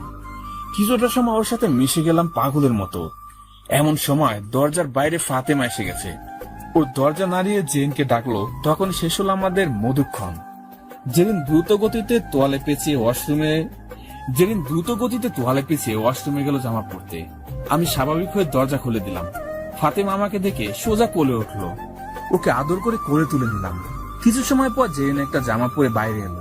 আমি তখন ওর দিকে তাকানোর সাহস পাচ্ছি না। ভীষণ লজ্জার ঘৃণা হচ্ছে নিজের ওপর। কি করলাম আমি এসব?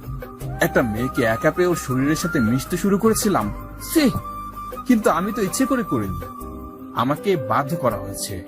কিন্তু আমি জেরিনের সামনে আর কি করে আসবো? ও যদি এখন আমাকে দোষারোপ করে, নিজের ওপর থেকে কি তবে সংযতা চলে গেল আমার? দ্রুত বের হয়ে গেলাম। বোনের আর আন্টির থেকে বিদায় নেই। তখন ভেতরে আগুন জ্বলছে। রাত অব্দি কথা হয়নি জেরিনের সাথে। রাত জেগে থাকতে ইচ্ছে না করলেও সেদিন আমার ঘুম আসছিল না। চোখ বন্ধ করলেও না করলেও শুধু জেরিনের সাথে ঘটনা সবকিছু ভাসছে। কিছুতেই ভুলতে পারছি না। পাগলের মতো ছটফট করছে মনটা।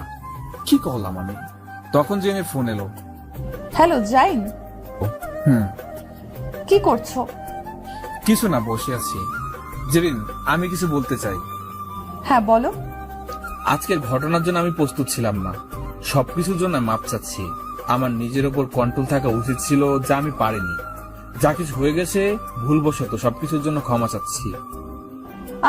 শরীরকে কন্ট্রোল করে মন, কিন্তু সেটা সাময়িক ভাবে। এখানে তোমার দোষটা কোথায় সেটাই তো বুঝতে পারছি না আমি। আজ যা হয়েছে সেটা আমি তোমাকে বাধ্য করেছি করতে, কারণ আমি তোমাকে ভালোবাসি। যাই, নিজেকে দোষী ভেবো না কখনো। আমি নিজেই নিজেকে তোমার হাতে তুলে দিয়েছি। হয়তো বিয়ের আগে এটা ঠিক নয়, তবু আমার মনের ও শরীরের খোরাক তাই তোমার কাছে নিজেকে ছোট দিয়েছি। আমার সম্পূর্ণ শরীরটা তুমি দেখেছো, কিন্তু আমার মনটা কি দেখোনি? নাকি মনের ভেতর যে আগুন জ্বলছে তোমাকে আপন করে পাবার সেটা চোখে পড়েনি? বুঝতে পারো না কতটা ভালোবাসি আমি তোমাকে? কিসের ভয়ে নিজেকে দূরে সরিয়ে নিচ্ছ তুমি? কেন আমার মনে অবহেলার কাঁটা বিছিয়ে দিচ্ছ? বিশ্বাস করো জাইন, আমি তোমাকে মন থেকে ভালোবাসি। আর আজকে তোমার হাতে নিজেকে তুলে দিয়ে আমি কোনো ভুল করিনি, কারণ যাকে ভালোবাসি তার কাছে সঁপেছি আমার সবকিছু। জেরিন, তোমার বাবা মা কখনো আমাদের সম্পর্ক মানবে না। তার চেয়ে বরং আমরা দুজনে নিজেদের সময় দিয়ে সেই পর্যায়ে নিয়ে যাই যেখানে গেলে কেউ আলাদা করার কথা ভাববে না। আমাকে নিজের পায়ে দাঁড়াতে দাও। আমিও সেটাই চাই।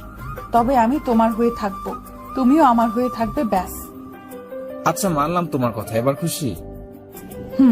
একটু প্রপোজ করতে হবে যে এখন। যেদিন তোমার যোগ্য বলে বিবেচিত হব সেদিনই প্রপোজ করব, এর আগে নয়।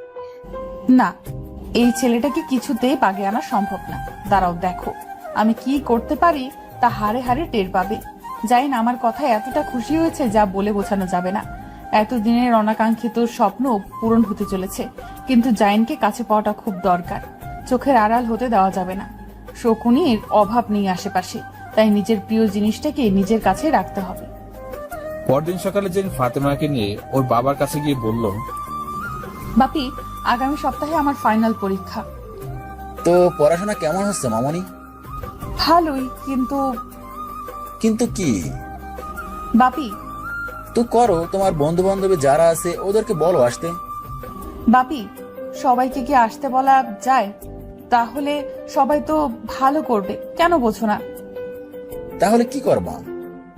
জাইনকে বলবো শুধু ওর কাছে যে নোটস আছে সেটা বেস্ট।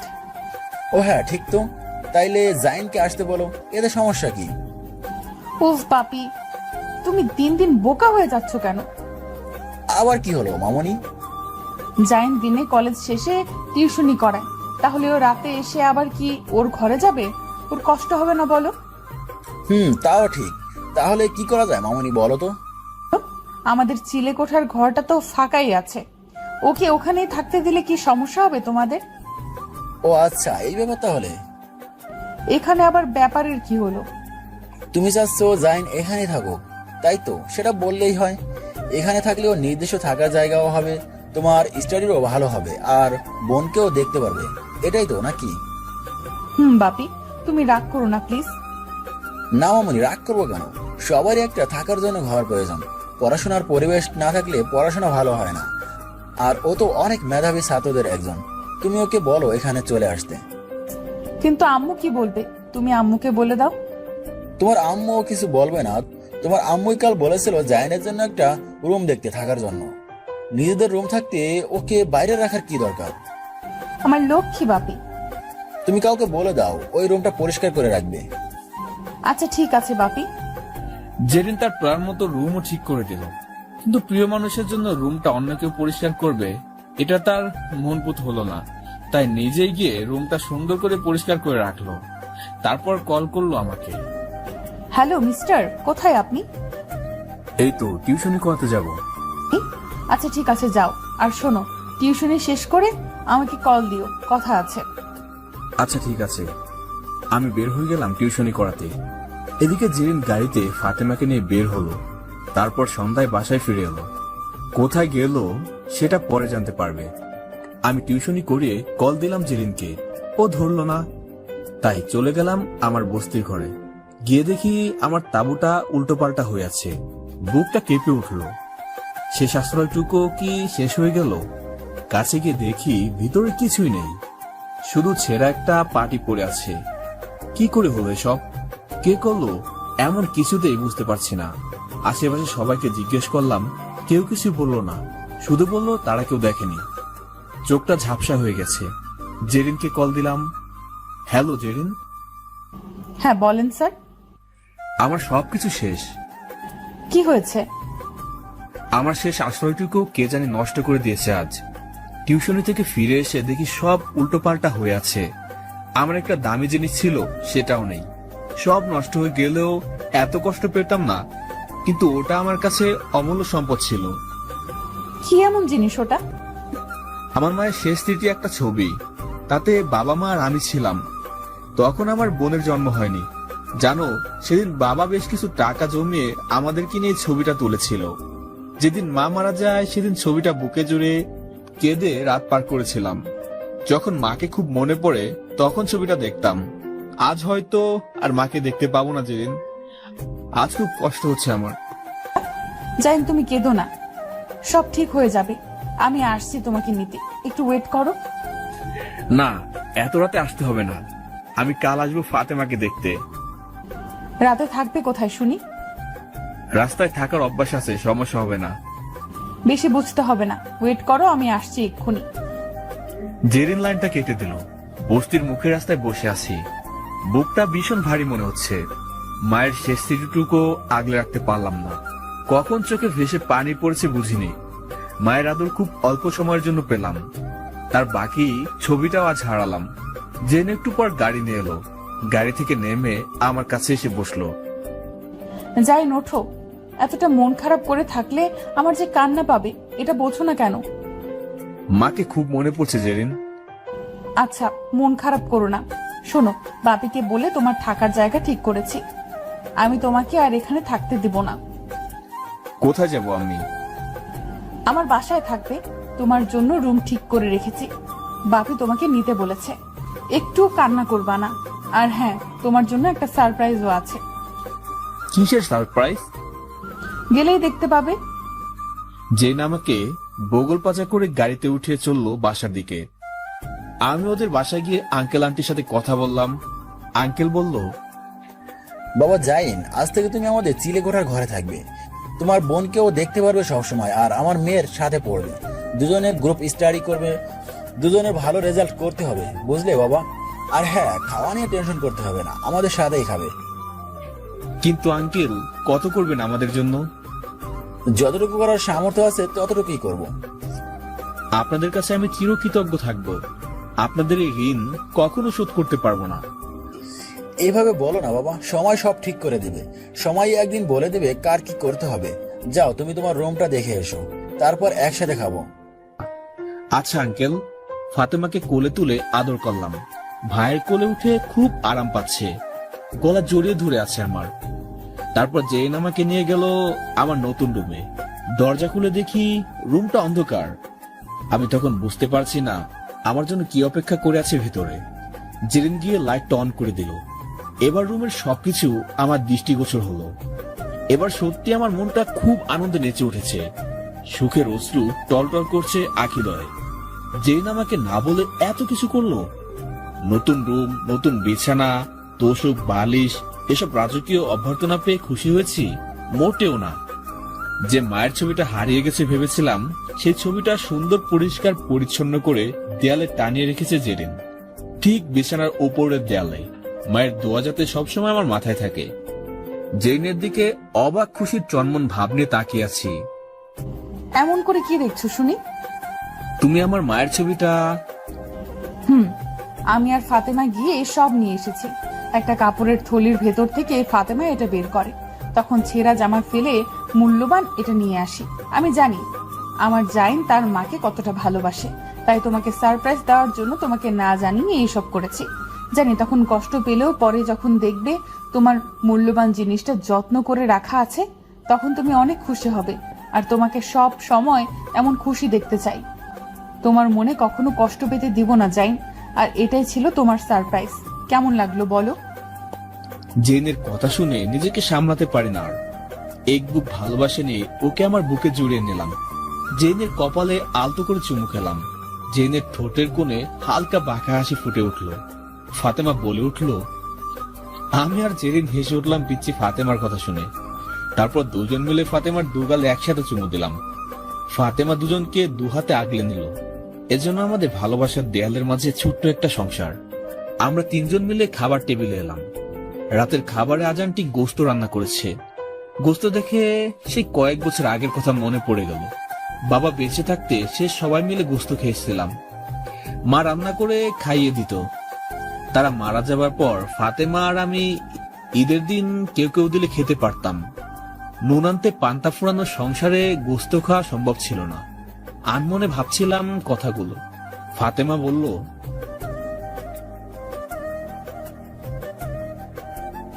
ওভাবে ইচ্ছারা হয়তো কেউ গোস্ত খায় না। ফাতেমার কথায় সবার বুঝতে বাকি রইল না আসল ব্যাপারটা কি। আন্টি ফাতেমাকে কোলে বসে ওকে খাইয়ে দিচ্ছে। আমিও খাওয়া শুরু করলাম। এদিকে জেরিন আমার পাশে বসেছে।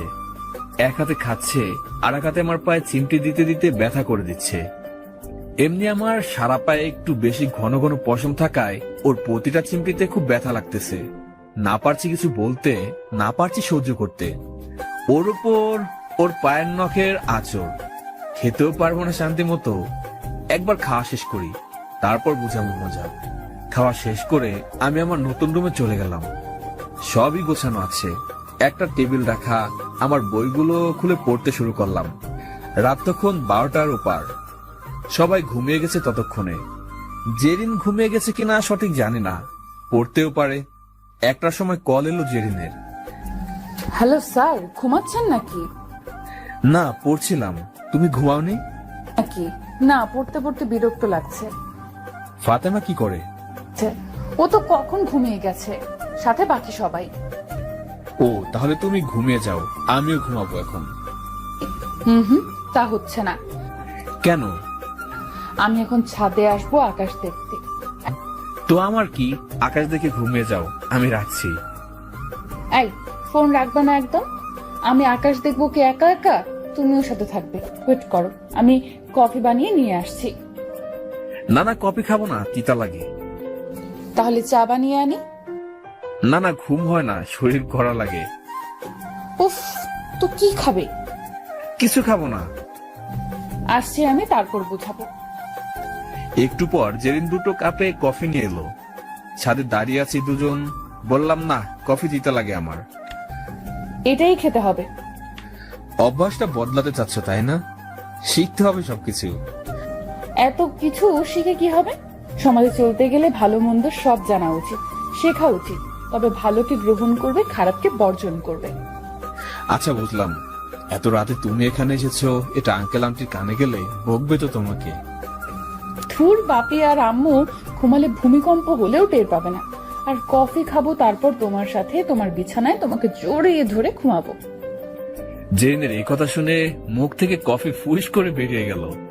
ভীষণ পেয়ে গেল। কাশতে কাশতে বললাম, মানে কি এসবে জেরিন?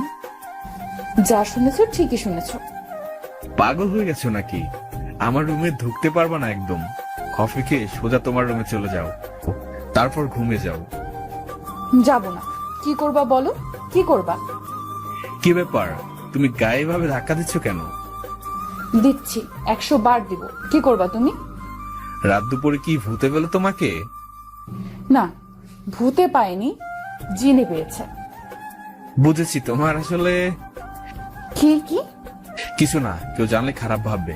যাও, রুমে গিয়ে ঘুমিয়ে যাও। ওকে, টাটা, বাই বাই। বাই। যেদিন চলে গেল, আমি ছাদে একটু দাঁড়িয়ে আকাশ দেখছি। মায়ের কথা খুব মনে পড়েছে। হয়তো মা তারার দেশ থেকে দেখছে তার ছেলে মেয়ে এখন কত সুখে আছে। দোয়া করো মা, দোয়া করো মা আমাদের জন্য, আর এই মহান পরিবারের মানুষের জন্য। একদিন আমিও বড় হব, সবাইকে বলবো এতদূর আসার পিছনে এই মানুষগুলোর অকল্পনীয় সাপোর্টে বড় হয়েছি। কিছু সময় পর আমার রুমে গিয়ে দরজা লাগিয়ে দিলাম। তারপর বিছানায় তাকাতে দেখি জেরিন শুয়ে আছে। এই এই, তুমি কি করছো এখানে? তুমি না বললে রুমে গিয়ে ঘুমিয়ে যাও? তাই তো এসে ঘুমানোর আয়োজন করলাম। এখন বিরক্ত না করে আমাকে জড়িয়ে ধরে একটু ঘুমাও তো। জেরিন, বেশি বাড়াবাড়ি করলে কিন্তু আঙ্কেলকে বলে দিব। আচ্ছা তাই তো, বলো গিয়ে, আমি দেখি একটু কি বলবা তুমি। আমিও বলবো। আমাকে রুম থেকে ডেকে এনে তোমার সাথে এই রুমে আটকে রেখেছো, তারপর বুঝবে মজা। উফ, কেন এমন করছো বলো তো? কাছে এসো বলছি। না, যাব না। তুমি আমাকে কাছে পেলে জড়িয়ে ধরো শুধু। আহা গো লাজুক, ছেলের বুঝি খুব লজ্জা লাগে। মজা করো না, পরে বিপদ আছে। তাই বুঝি? জেরিন বিছানা থেকে উঠে আমার দিকে এগিয়ে এসে আমাকে বিছানায় ফেলে দিয়ে আমার উপর চড়ে বসেছে। আমার বুকের ভেতর মাথা রেখে চুপটি করে শুয়ে পড়ল। আমি অবাক হয়ে গেলাম। আজ কোন দুষ্টামি করছে না এই জেরিন। মন খারাপ করলে? না। তাহলে? তোমার বুকে মাথা রেখে অনেক ভালো লাগছে। কখনো আমাকে দূরে সরিয়ে দেবে না তো জাইন? খুব ভালোবাসি তোমাকে। আমি দুষ্টুমি করব না, শুধু একটু মাথা রেখে ঘুমোতে দাও। জেরিনের এমন কথা শুনে নিজে মন চাইছে ওকে জড়িয়ে ধরে রাখি, কিন্তু বিবেকের হাত করা পড়া হাত সেটা সম্ভব না। চিৎকার দিয়ে বলতে ইচ্ছে করছে, আমিও তোমাকে খুব ভালোবাসি জেরিন। কিন্তু নিজের অবস্থান যোগ্যতার দিকে তাকালে সবকিছু ধোঁয়াশা মনে হয়। ইচ্ছে থাকলেও পারলাম না তোমাকে জড়িয়ে ধরে রাখতে। ক্ষমা করে দিও আমাকে জেরিন। আনমনে ভাবছিলাম কথাগুলো। একটু পর খেয়াল করলাম জেরিন সত্যি সত্যি ঘুমিয়ে গেছে গভীর ঘুমে। ওর মাসুম চেহারাটা খুব মায়াবী লাগছিল। ওর সহজ সরল মনের সাথে আমার মনটাও মিলিয়ে বললাম, থাক না একটু ঘুমিয়ে আমার বুকে। রাত তখন 3টা বাজে। আমার বুকের উপর ঘুমিয়ে আছে জেরিন। আমি জেগে আছি, কখন ওর ঘুমটা একটু ভাঙবে। অপেক্ষার অবসান ঘটলো একটু পর। জেরিন নড়ে চড়ে আরো শক্ত করে জড়িয়ে ধরল আমাকে। তখন ওকে ডেকে তুললাম, জেরিন, এই জেরিন। পাগলি, কোথায় ঘুমিয়েছো? আমার রুমেই তো আছি। না, তুমি চিলে কোঠায় আছো। ফাতেমা একা একা ঘুমাচ্ছে, তুমি যাওয়ার কাছে। জেরিন চোখ মেলে তাকিয়ে দেখে আমার বুকের উপরও। তখনই ওর হুঁশ ফিরল। জাইন তুমি? আমি। উফ, তোমাকে নিয়ে আর পারি না। ফাতেমা একা আছে আর তুমি আমাকে তোমার কাছে নিয়ে এসেছো। পারো বটে তুমি। আরে আজব, এটা তো আমার তোমাকে বলা উচিত। থাকো তুমি, আমি গেলাম। জেরিন উঠে চলে গেল, আমি ঘুমিয়ে গেলাম। সকালে ঘুম থেকে উঠে ব্রাশ করতে করতে নিচে এসে হাঁটছিলাম।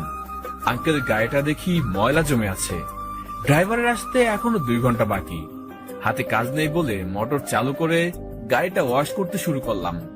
কিছু সময় পর আঙ্কেল দোতলা থেকে জানালা খুলে আমাকে গাড়ি পরিষ্কার করতে দেখে দ্রুত নিচে নেমে আসলেন। এই জাইন, এসব কি করছো? কে করতে বলেছে এসব তোমাকে? কই, কেউ না তো। আমি নিজে থেকেই করছি আঙ্কেল। দেখলাম বেশ ময়লা জমে আছে, তাই এসব আর কি। থাকুক জমে, এসবের জন্য কাউকে মাইনে দিয়ে রাখা আছে, তুমি কেন এসব করবে? আসলে আঙ্কেল, আমি মন থেকে করেছি। আপনার ছেলের মতো ভাবেন আমাকে, তাহলে বাবার গাড়ি কি ছেলে পরিষ্কার করতে পারে না? তবুও তুমি আর এমন কিছু করবে না বাবা। কেউ দেখলে তোমাকে নিয়ে কিছু বললে আমার কষ্ট হবে। যাও, তুমি ফ্রেশ হয়ে নাস্তা করে নাও, কলেজে যেতে হবে। আজ থেকে জেরিন আর তুমি একসাথে কলেজ যাবে। আচ্ছা আঙ্কেল, আপনিও রেডি হয়ে নেন, অফিসে চলে যাবেন তো। চলো একসাথেই যাই। ফাতেমা আর আমি একসাথে ব্রাশ করে ফ্রেশ হলাম। জেরিন ম্যাডাম ঘুম ঘুম চোখে ব্রাশ করছে। ওর পাশ দিয়ে আসার সময় মাথায় চাটি মেরে আসতেই তেরে এলো। আমি দৌড়ে রুমে চলে গেলাম। নাস্তা করে কলেজে যাচ্ছি দুজন। রিক্সায় উঠে আমি যতটুকু সম্ভব চেপে বসেছি জেরিনের থেকে। আর জেরিন সেটা বলছে ইচ্ছে করে আমাকে আরো চাপ দিচ্ছে। আমার আর সরবার মতো কোনো জায়গা নেই। অন্যদিকে তাকিয়ে মুচকি আসা জেরিনকে বললাম, এই মেয়ে, তোমার সমস্যা কি বলো তো? এই ছেলে, তোমার সমস্যা কি বলতো? এত চাপিয়ে বসেছো কেন? ওপাশে একটু সরে বসা যাচ্ছে না? না, যাচ্ছে না। আমার বিস্ফোরা উঠেছে, তাই এদিকে চেপে বসেছি। তোমার কি তাতে? উফ, সবসময় এমন করো কেন? উফ, তুমি সবসময় দূরে সরে থাকো কেন? একটু কাছে এসে বসলে কি হয়? আমার অ্যালার্জি আছে। কই, আগে তো শুনিনি। একটু আগে থেকে শুরু হয়েছে। জেরিন এবার রেগে আমার হাতটা শক্ত করে জোরে ধরে বলল, এত অ্যালার্জি, এবার দেখি ছাড়বো না আর। সবাই দেখছে, এভাবে কেন ধরে আছো? হায় আল্লাহ! এত শরম সেদিন কই ছিল? খুব তো একেবারে খক খক খক খক খক। আমি কি ইচ্ছে করে এমন করছি নাকি? আজ রাতে বাসায় গিয়ে তোমাকে কঠিন শাস্তি দিব, কথাটা মনে রেখো। আর শারীরিক মানসিক ভাবে প্রস্তুতি নাও। এই, আজ যদি কিছু করো তো তোমার খবর আছে বলে দিলাম জেরিন। সেটা সময় বলে দেবে কে কি করবে।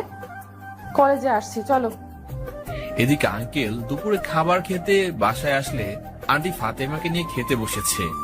তখন আন্টি বলল, এই শুনছো, তোমাকে একটা কথা বলবো ভাবছি, কিন্তু তুমি কি ভাববে তাই সাহস পাচ্ছি না।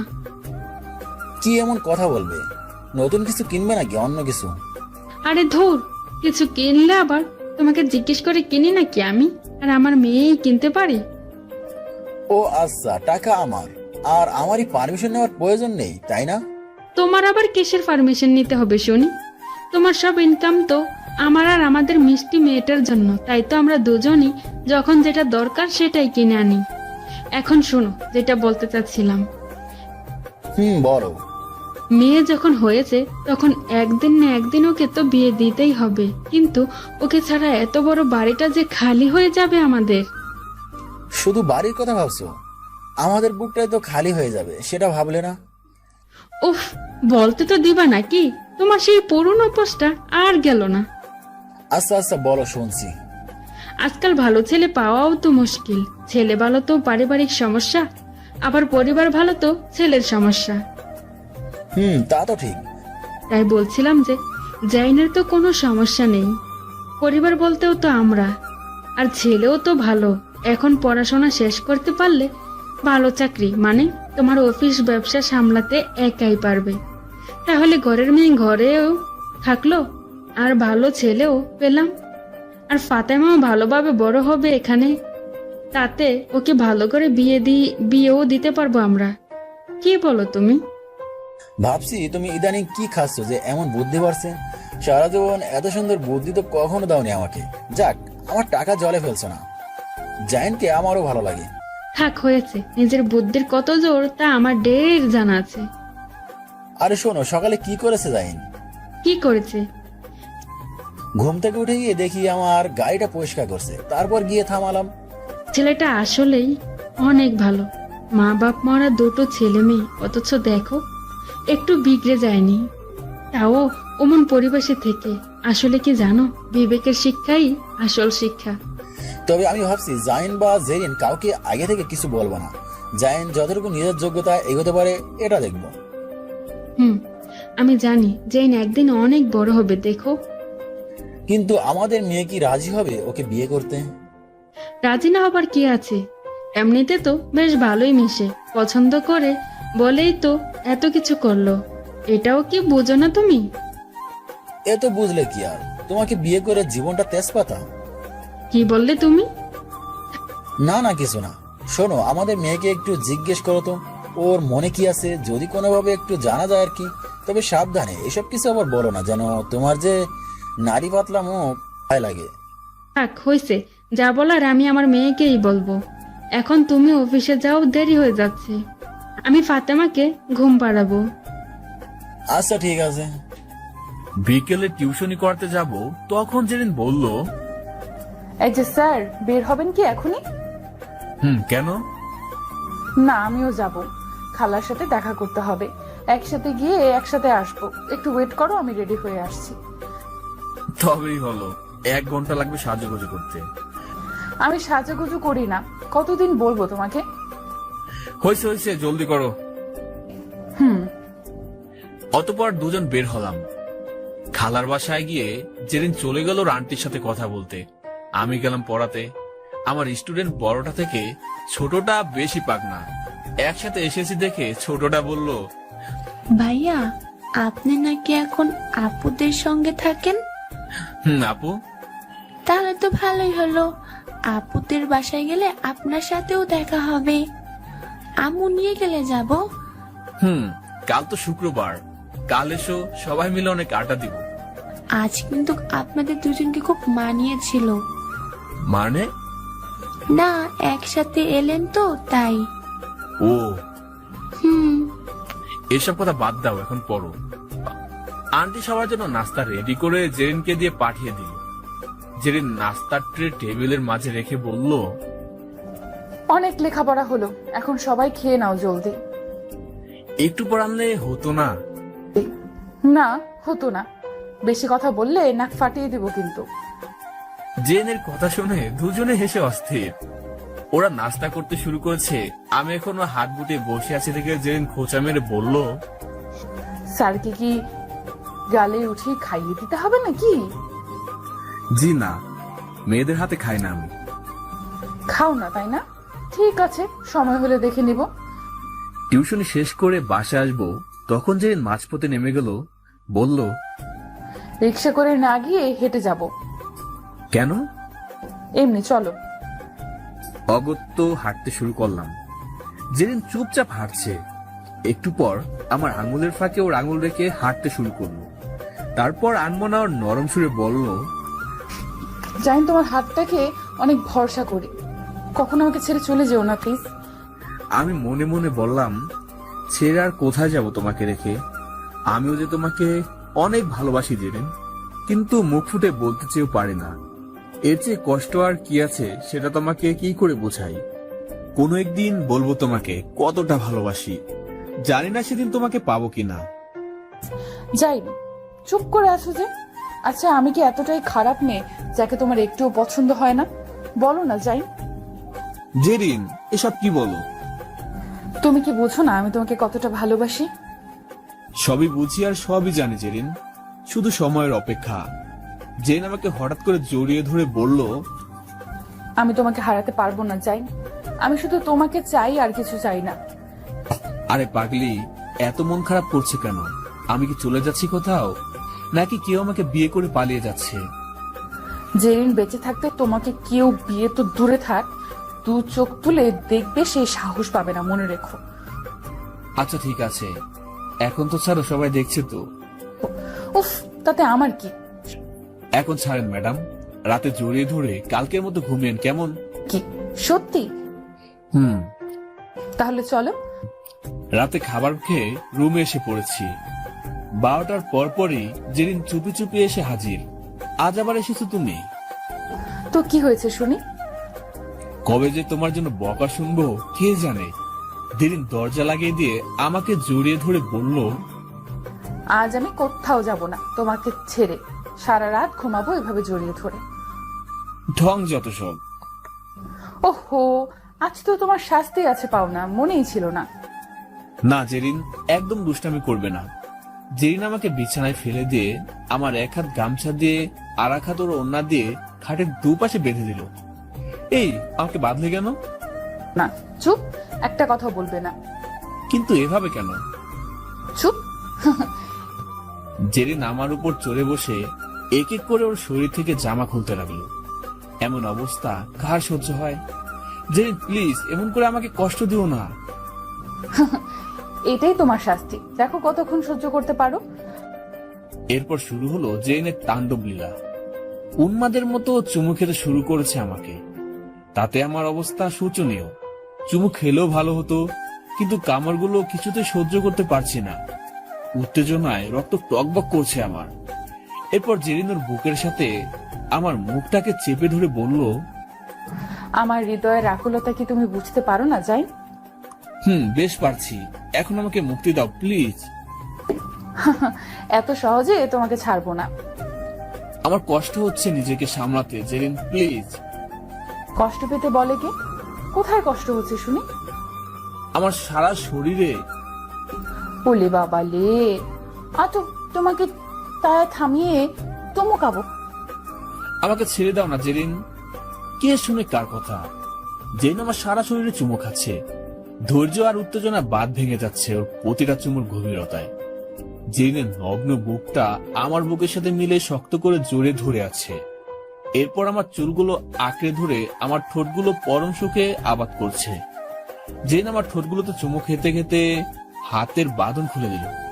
আমি ছাড়া পেয়ে ওকে জোরে ধরে বিছানায় ফেলে ওর উপর উঠে ওর প্রতিটা চুমুর পাল্টা জবাব দিচ্ছি এখন। ওর সারা শরীরে চুমু খেলাম। জেরিন পাগলের মতো ছটফট করতেছে। জাইন, আজ তোমার কাছে আমি পরম সুখ চাই।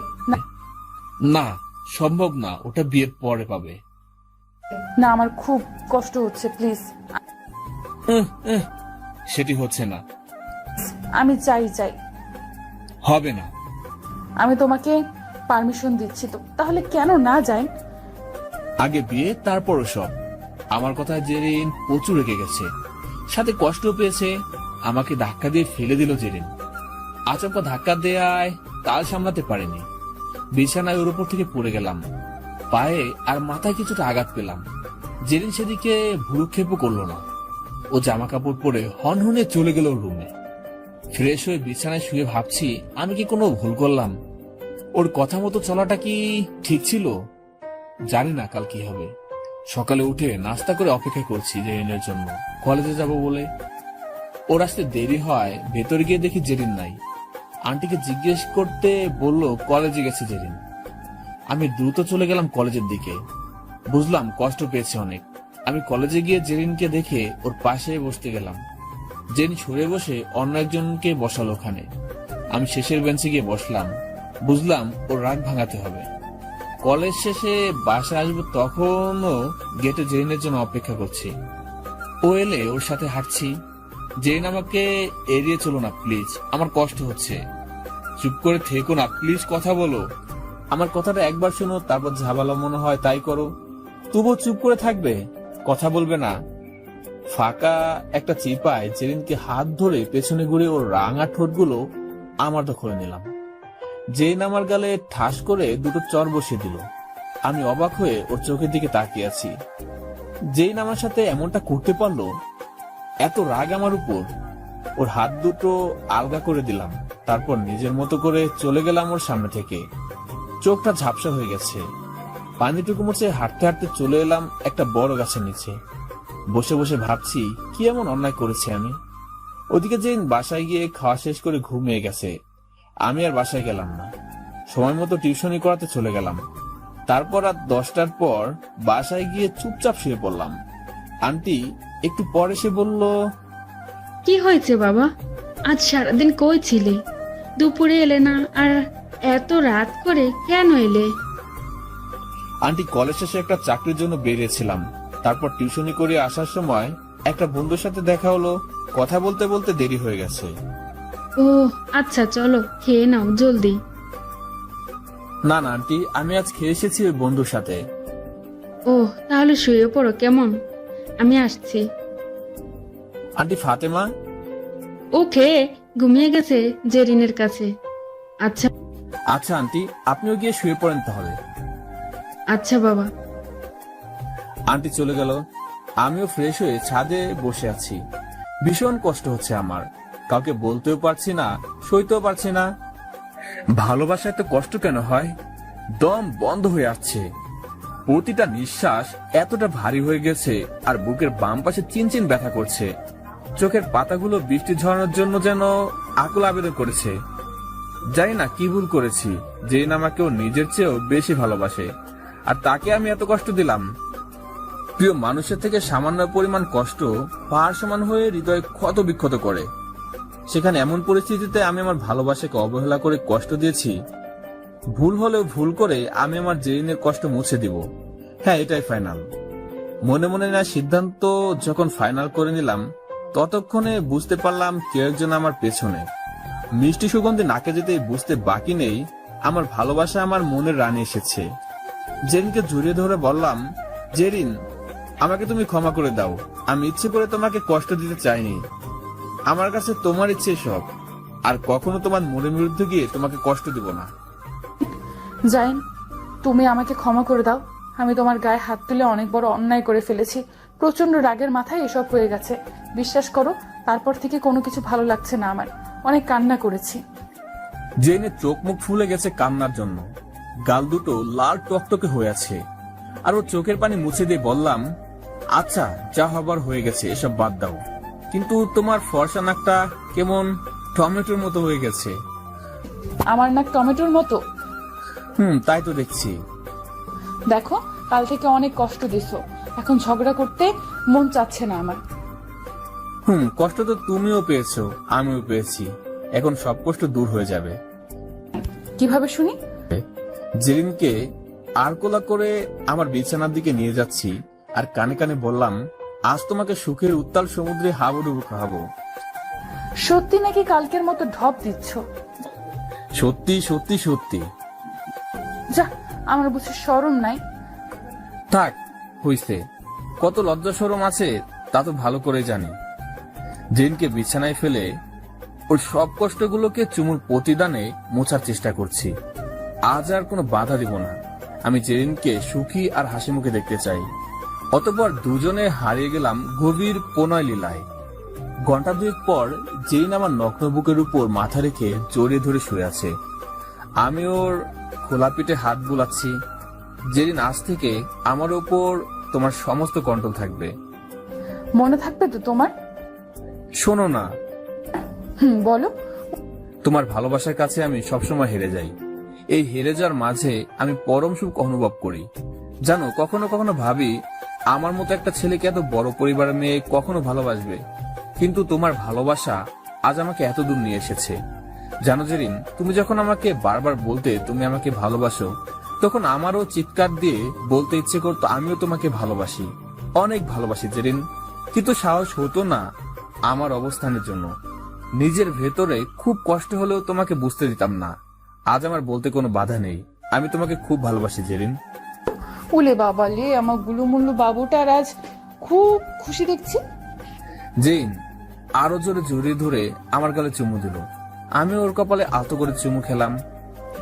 শোনো না, কাল আমরা বিয়ে করে নেই, পরে আম্মুকে জানাবো। তাতে তারা যদি খেপে যায় তাহলে সব শেষ হয়ে যাবে জেরিন। যা হবে পরে হবে, আমি তোমাকে হারাতে পারবো না। আচ্ছা, মাথা গরম করো না, যা ভালো হয় হবে, আমি সেটাই করব। তুমি কোনো তাড়াহুড়ো করো না। আচ্ছা, তাহলে আমার একটা শর্ত আছে। কি শর্ত বলো? আমি আবারও এখন হাবুডুবু খাবো। ওরে হারামি দুষ্টু মেয়ে, ভালোবাসার সাগরে আরেকবার সাঁতরে এলাম দুজন। তারপর জেরিন রুমে চলে গেল। পরদিন দুপুরে বাসায় এসে দেখি কিছু মেহমান এসেছে। তাদের কথা শুনে সব না বুঝলেও এতটুকু বুঝেছি তারা বিয়ের ব্যাপারে কথা বলছে, আর সেটা জেরিনের বিয়ে নিয়ে। আমার বুকটা কেঁপে উঠলো ওদের কথা শুনে। জেরিনকে বিয়ে করবে, তাহলে আমার কি হবে? সবকিছু এত জলদি শেষ হয়ে যাবে? এত স্বপ্ন, এত ভালোবাসা, তার কোনো মূল্য থাকবে না? না না, এটা কিছুতে মানতে পারবো না আমি। যে করে হোক এই বিয়ে আটকাতে হবে, না হলে আমার ভালোবাসা হারিয়ে যাবে। কি হয়েছে জাইন তোমার? না, কিছু না, এমনি কিছু হয়নি। জাইন, জাইন। জেনের সামনে থেকে চলে গেলাম। নিজের রুমে গিয়ে দরজা বন্ধ করে দিলাম। এদিকে জেরিন ওর আম্মুকে ফোন করে সব জানতে চাইলো ওখানে কি হয়েছে। বললো বাসায় এসে সব বলবে। আঙ্কেল ওনাদের কোনো কথা না দিয়ে সৌজন্য সাক্ষাৎ করে বাসায় চলে এলেন। বাসায় এসে বসলো সবাই ড্রয়িং রুমে। জেরিন এসে জিজ্ঞেস করলো, তারপর আঙ্কেল আন্টি সবাই সবকিছু জানালো। চমৎকার বাপি, এমন করে জাইনকে তোমাদের সামনে অপমান করলো আর তোমরা কিছুই বললে না। ওখানে বলিনি, তার মানে এই না যে একেবারে ছেড়ে দিয়েছে। ওই ছেলে যতই বড় বড় সার্টিফিকেট অর্জন করুক না কেন, বিবেকের শিক্ষা মোটেই অর্জন করতে পারেনি। তাতে কি, তোমাদের মান সম্মান তো আগে, তারপর মেয়ের সুখ, তাই না? টাকা আছে না, সুখ তো এমনি আসবে। কি বলো বাপি? না রে মা, তোমার বাপি এখনো মরে যায়নি। বন্ধুর অনুরোধের ছেলে না দেখে পরিস্থিতি সামলাতে বিয়ে দিতে নিজেরা সিদ্ধান্ত নিয়েছিলাম, কিন্তু ছেলের ব্যবহার, শিক্ষা কোনোটাই পছন্দ হয়নি। তোমাকে আমাদের পছন্দের ছেলের সাথে বিয়ে দিব। আর হ্যাঁ, এসব নিয়ে ভাবতে হবে না। জেন কোথায়, ওকে ডেকে নিয়ে আসো। ও ও অনেক কষ্ট পেয়েছে। ওকে কেন ডাকবে? সরি বলবে? কোনো দরকার নেই। ওকে যেমন সবার সামনে অপমান করেছে, যদি পারো তবে জাইনকে দিয়েই সবার সামনে ওদেরকে উচিত জবাবটুকু দেওয়ার ব্যবস্থা করো, তাতেই জাইন আমি দুজনেই খুশি হব। জেরিন চলে গেল। আঙ্কেল আন্টি আর বাকিরা নিজেদের মাঝে আলোচনা করে সিদ্ধান্ত নিল বন্ধু ছেলের সাথে বিয়ে হবে না জেরিনের, কিন্তু কার সাথে হবে সেটা নিয়ে কিছু বলেনি। এবার তোমাদের জানানো দরকার মূলত সেদিন জেরিন আর আমার কি কথা হয়েছিল। সেদিন জেরিনকে যখন প্রশ্ন করেছিলাম কেন সে বাবা মায়ের কথা মতো বিয়ে করবে, তখন পরে বলেছিল, জাইন বাপির যেহেতু বাধ্য হয়ে এমন সিদ্ধান্ত নিতে হয়েছে, আমি এখন তোমার কথা বললে কোনোভাবে আমাকে বিয়ে দেবে না তোমার সাথে। যদি বিয়ে করতেই হয় তবে বিয়ের দিন পালিয়ে যাব, আর না হলে তো কোনো সমস্যাই হবে না। ততদিনে তুমি কাউকে কিছু বুঝতে দিও না। একটা কথা মনে রেখো, জেরিন শুধু জাইনের হয়েই থাকবে। তো সেই কথা মতো কাউকে বুঝতে দেয়নি আমার ভেতরে কি চলছে, কিন্তু জেরিনকে হারানোর ভয়টা খুব বেশি হচ্ছিল, যার দরুন বুক ফেটে কান্না আসছিল। জেরিন আমার রুমের সামনে এসে দরজা টোকা দিল। জাইন, দরজা খুলো। আমি দরজা খুলে দিলাম। চোখে এখনো পানি। জেরিন আমার চোখ থেকে পানি মুছে দিয়ে বলল, আর কষ্ট পেতে হবে না। আমার কোনো কষ্টের অনুভূতি নেই, আমি ভালো আছি। সে আমি জানি, বুঝি কতটা ভালো আছো। কিছু বলবে এখন? আজ খুব করে বুঝতে পেরেছি, আল্লাহ যা করে তা ভালোর জন্যই করে। দেখো, আজ যদি তুমি ওখানে না যেতে, ওরা তোমার সাথে খারাপ ব্যবহার না করতো, তাহলে এই বিয়েটা ভাঙা খুব কষ্ট হয়ে যেত। আর পরে আমরা পালিয়ে বিয়ে করলে তাতে বাপি আম্মুও খুব কষ্ট পেত। আজ এই কষ্টটুকু পেয়েছো বলেই সবাই সত্যিটা জানতে পেরেছে, আর তুমিও আমাকে হারাবার চিন্তা থেকে মুক্ত হয়েছো। প্লিজ জাইন, আর মন খারাপ করো না। এই কদিন আমিও নিচের সাথে অনেক লড়েছি, ক্লান্ত হয়ে গেছে আমার মনটা। কাল নতুন বছর শুরু হবে, আজ রাতে আমরা সবাই পুরনো এই বছরটাকে আনন্দের সাথে বিদায় দিই।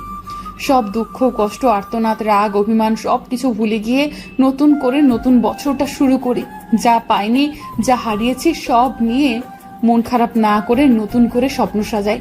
বলো, রাখবে না আমার কথা, তোমার জেরিনের কথা? জেনকে খুব ভালোবাসি, তাই ওর ভালোবাসায় মাখানো কথা কি করে ফেলে দেব। খুব আপন করে জড়িয়ে নিলাম আমার বুকে। দুজনের চোখে ভালোবাসার অশ্রু ঝরছিল। ভালোবাসার মানুষকে পাবার জন্য কতটা পরিশ্রম, কষ্ট, কাঠখড় পোহাতে হয় তা শুধু সেই প্রেমিকগুলো জানে। জেনকে বললাম, আমি কখনোই আমার জন্য কিছু চাই না। যদি সম্ভব হয় তাহলে কিছু টাকা নাও তোমার বাপের থেকে, তারপর চলো আমরা কিছু পথশিশুদের খাবার কিনে দিই, আর পারলে কিছু শীতার্ত মানুষের জন্য শীতের জামা কিনে দেই। আমাদের সমাজে যারা বিত্তবান শ্রেণীর মানুষ, তারা একটু চেষ্টা বা সদিচ্ছা প্রকাশ করলেই আমার মনে হয় আমাদের দেশের অসহায় দুস্থ মানুষের সংখ্যা একেবারে কমে যেত। প্রতি বছর সবাই যদি গড়ে 5টা পরিবারকে তাদের মুনাফা থেকে কিছু পরিমাণ টাকা সাহায্য করত, তবে এত মানুষ ঘর ছাড়া বাইরে কষ্ট করে রাত কাটাতো না। এছাড়াও আমাদের নিজেদেরও প্রতিদিন কত টাকা এদিক সেদিক বা বেহুদা কাজে খরচ করছি। তার থেকে কিছু টাকা দিয়ে যদি কোনো ক্ষুধার্ত পথ শিশুদের খাবার কিনে দেই, তবে তারা অনাহারে থাকতো না। শুধু নিজেদের একটু সচেতনতা আর তাদেরকে ভালোবাসার আগ্রহ মন থেকে এলেই সমাজটা আরো সুন্দর হতো। জেন আমার কথা শুনে খুব খুশি হলো। তারপর ওর বাবাকে গিয়ে বলল, বাপি, আমার একটা কথা ছিল। বলো মামনি। আচ্ছা, যা হয়েছে আল্লাহর কাছে শুকরিয়া আদায় করো, তাতে তোমাদের আর তোমাদের মেয়ের জীবন বেঁচে গেছে। এই জন্য আর কাল নতুন বছর শুরু হবে, সেই উপলক্ষে আমি আর জাইন কিছু পথ শিশু আর অসহায় মানুষদের সাহায্য করতে চাই। আলহামদুলিল্লাহ, এটা তো খুব ভালো কথা। তো এবার কিছু টাকা দাও জলদি। কত টাকা লাগবে? তোমার বিবেক যা বলে তাই দাও। জেরিনের বাবা তার রুম থেকে 1000 টাকার দুটো বান্ডিল ধরিয়ে দিয়ে বলল, এখানে যা আছে তার সবটুকুই খরচ করে এসো, প্রয়োজন হলে বলো, আমি অ্যাকাউন্টে দিয়ে দেবো। আচ্ছা বাপি, আমি জাইন আর ফাতেমা যাচ্ছি, রাতে কথা বলবো। অতঃপর 3 জন বের হয়ে আগে শপিং করলাম নির্দিষ্ট মানুষের হিসাব করে। তারপর সেগুলো গিয়ে গাড়িতে তুলে বিভিন্ন জায়গায় ঘুরে ঘুরে বিলিয়ে দিলাম। সবাই খুশি হয়ে মাথায় হাত রেখে জেরিনকে দোয়া করলো। আমিও মনে মনে খুব খুশি হলাম। এক সময় আমিও কারো এমন সাহায্যের জন্য অপেক্ষা করতাম। তখন যদি জেরিনের সাথে পরিচয় হতো, তবে মায়ের চিকিৎসার জন্য খরচটা হয়তো ব্যবস্থা করতে পারতাম। তাহলে কাল নতুন বছরে মায়ের হাতে রান্না খেতে পারতাম। আনমনে ভাবছিলাম কথাগুলো, তখনই চোখটা ঝাপসা হয়ে গেছে। অসহায় মানুষের সাহায্য করে যতটা খুশি লাগে তা 1000 টাকা রেস্টুরেন্টে গিয়ে খেলেও তত খুশি আর তৃপ্তি লাগে না। ভালো লাগছে এটা ভেবে যে আজ আমাদের জন্য কয়েকটি মানুষ শান্তির নিঃশ্বাস ফেলবে, হোক সেটা যতটুকু বা অল্প। ঘুরতে ঘুরতে বেশ রাত হয়ে গেছে। 10টার দিকে বাসায় ফিরে এলাম। ততক্ষণে ফাতেমা ঘুমিয়ে গেছে। ওকে বাইরে থেকে খাইয়ে দিয়েছে জেরিন। বাসায় গিয়ে ফাতেমাকে জেরিনের বিছানায় রেখে আমি আঙ্কেল আন্টিকে বলে রুমে চলে আসবো। তখন জেরিন কেমন একটা দুষ্ট হাসি আর চোখ মেরে কি জানি ইশারা দিল। আমি না বুঝার ভান করে রুমে চলে এলাম। আঙ্কেল আর আন্টি নিজেদের রুমে গিয়ে বলল, তুমি কালই ওদেরকে সব বলে ঝামেলা শেষ করে দাও। বিয়ে জেনের সাথেই হবে। এমন ছেলে হাতছাড়া করতে পারবো না, যে নিজের জন্য না ভেবে অন্যের জন্য ভাবে। তার মনটা কত বড় তা দেখেছো। আমিও ভাবছি। আর হ্যাঁ, জায়েনকে ওর লক্ষ্যে পৌঁছে দিতে যাবতীয় সবকিছু আমার দায়িত্ব। জায়েনকে দিয়ে ওই ছেলের উচিত জবাব ফিরিয়ে দিব। আর তোমার কাজ কাল মেয়েকে একটু জিজ্ঞেস করবে ওর ব্যাপারে। আচ্ছা, করব। ওসব নিয়ে তুমি ভেবো না। আর হ্যাঁ, কাল আমরা সবাই ঘুরতে যাব, কেনাকাটা করব আমাদের সবার জন্য। আচ্ছা, ঠিক আছে।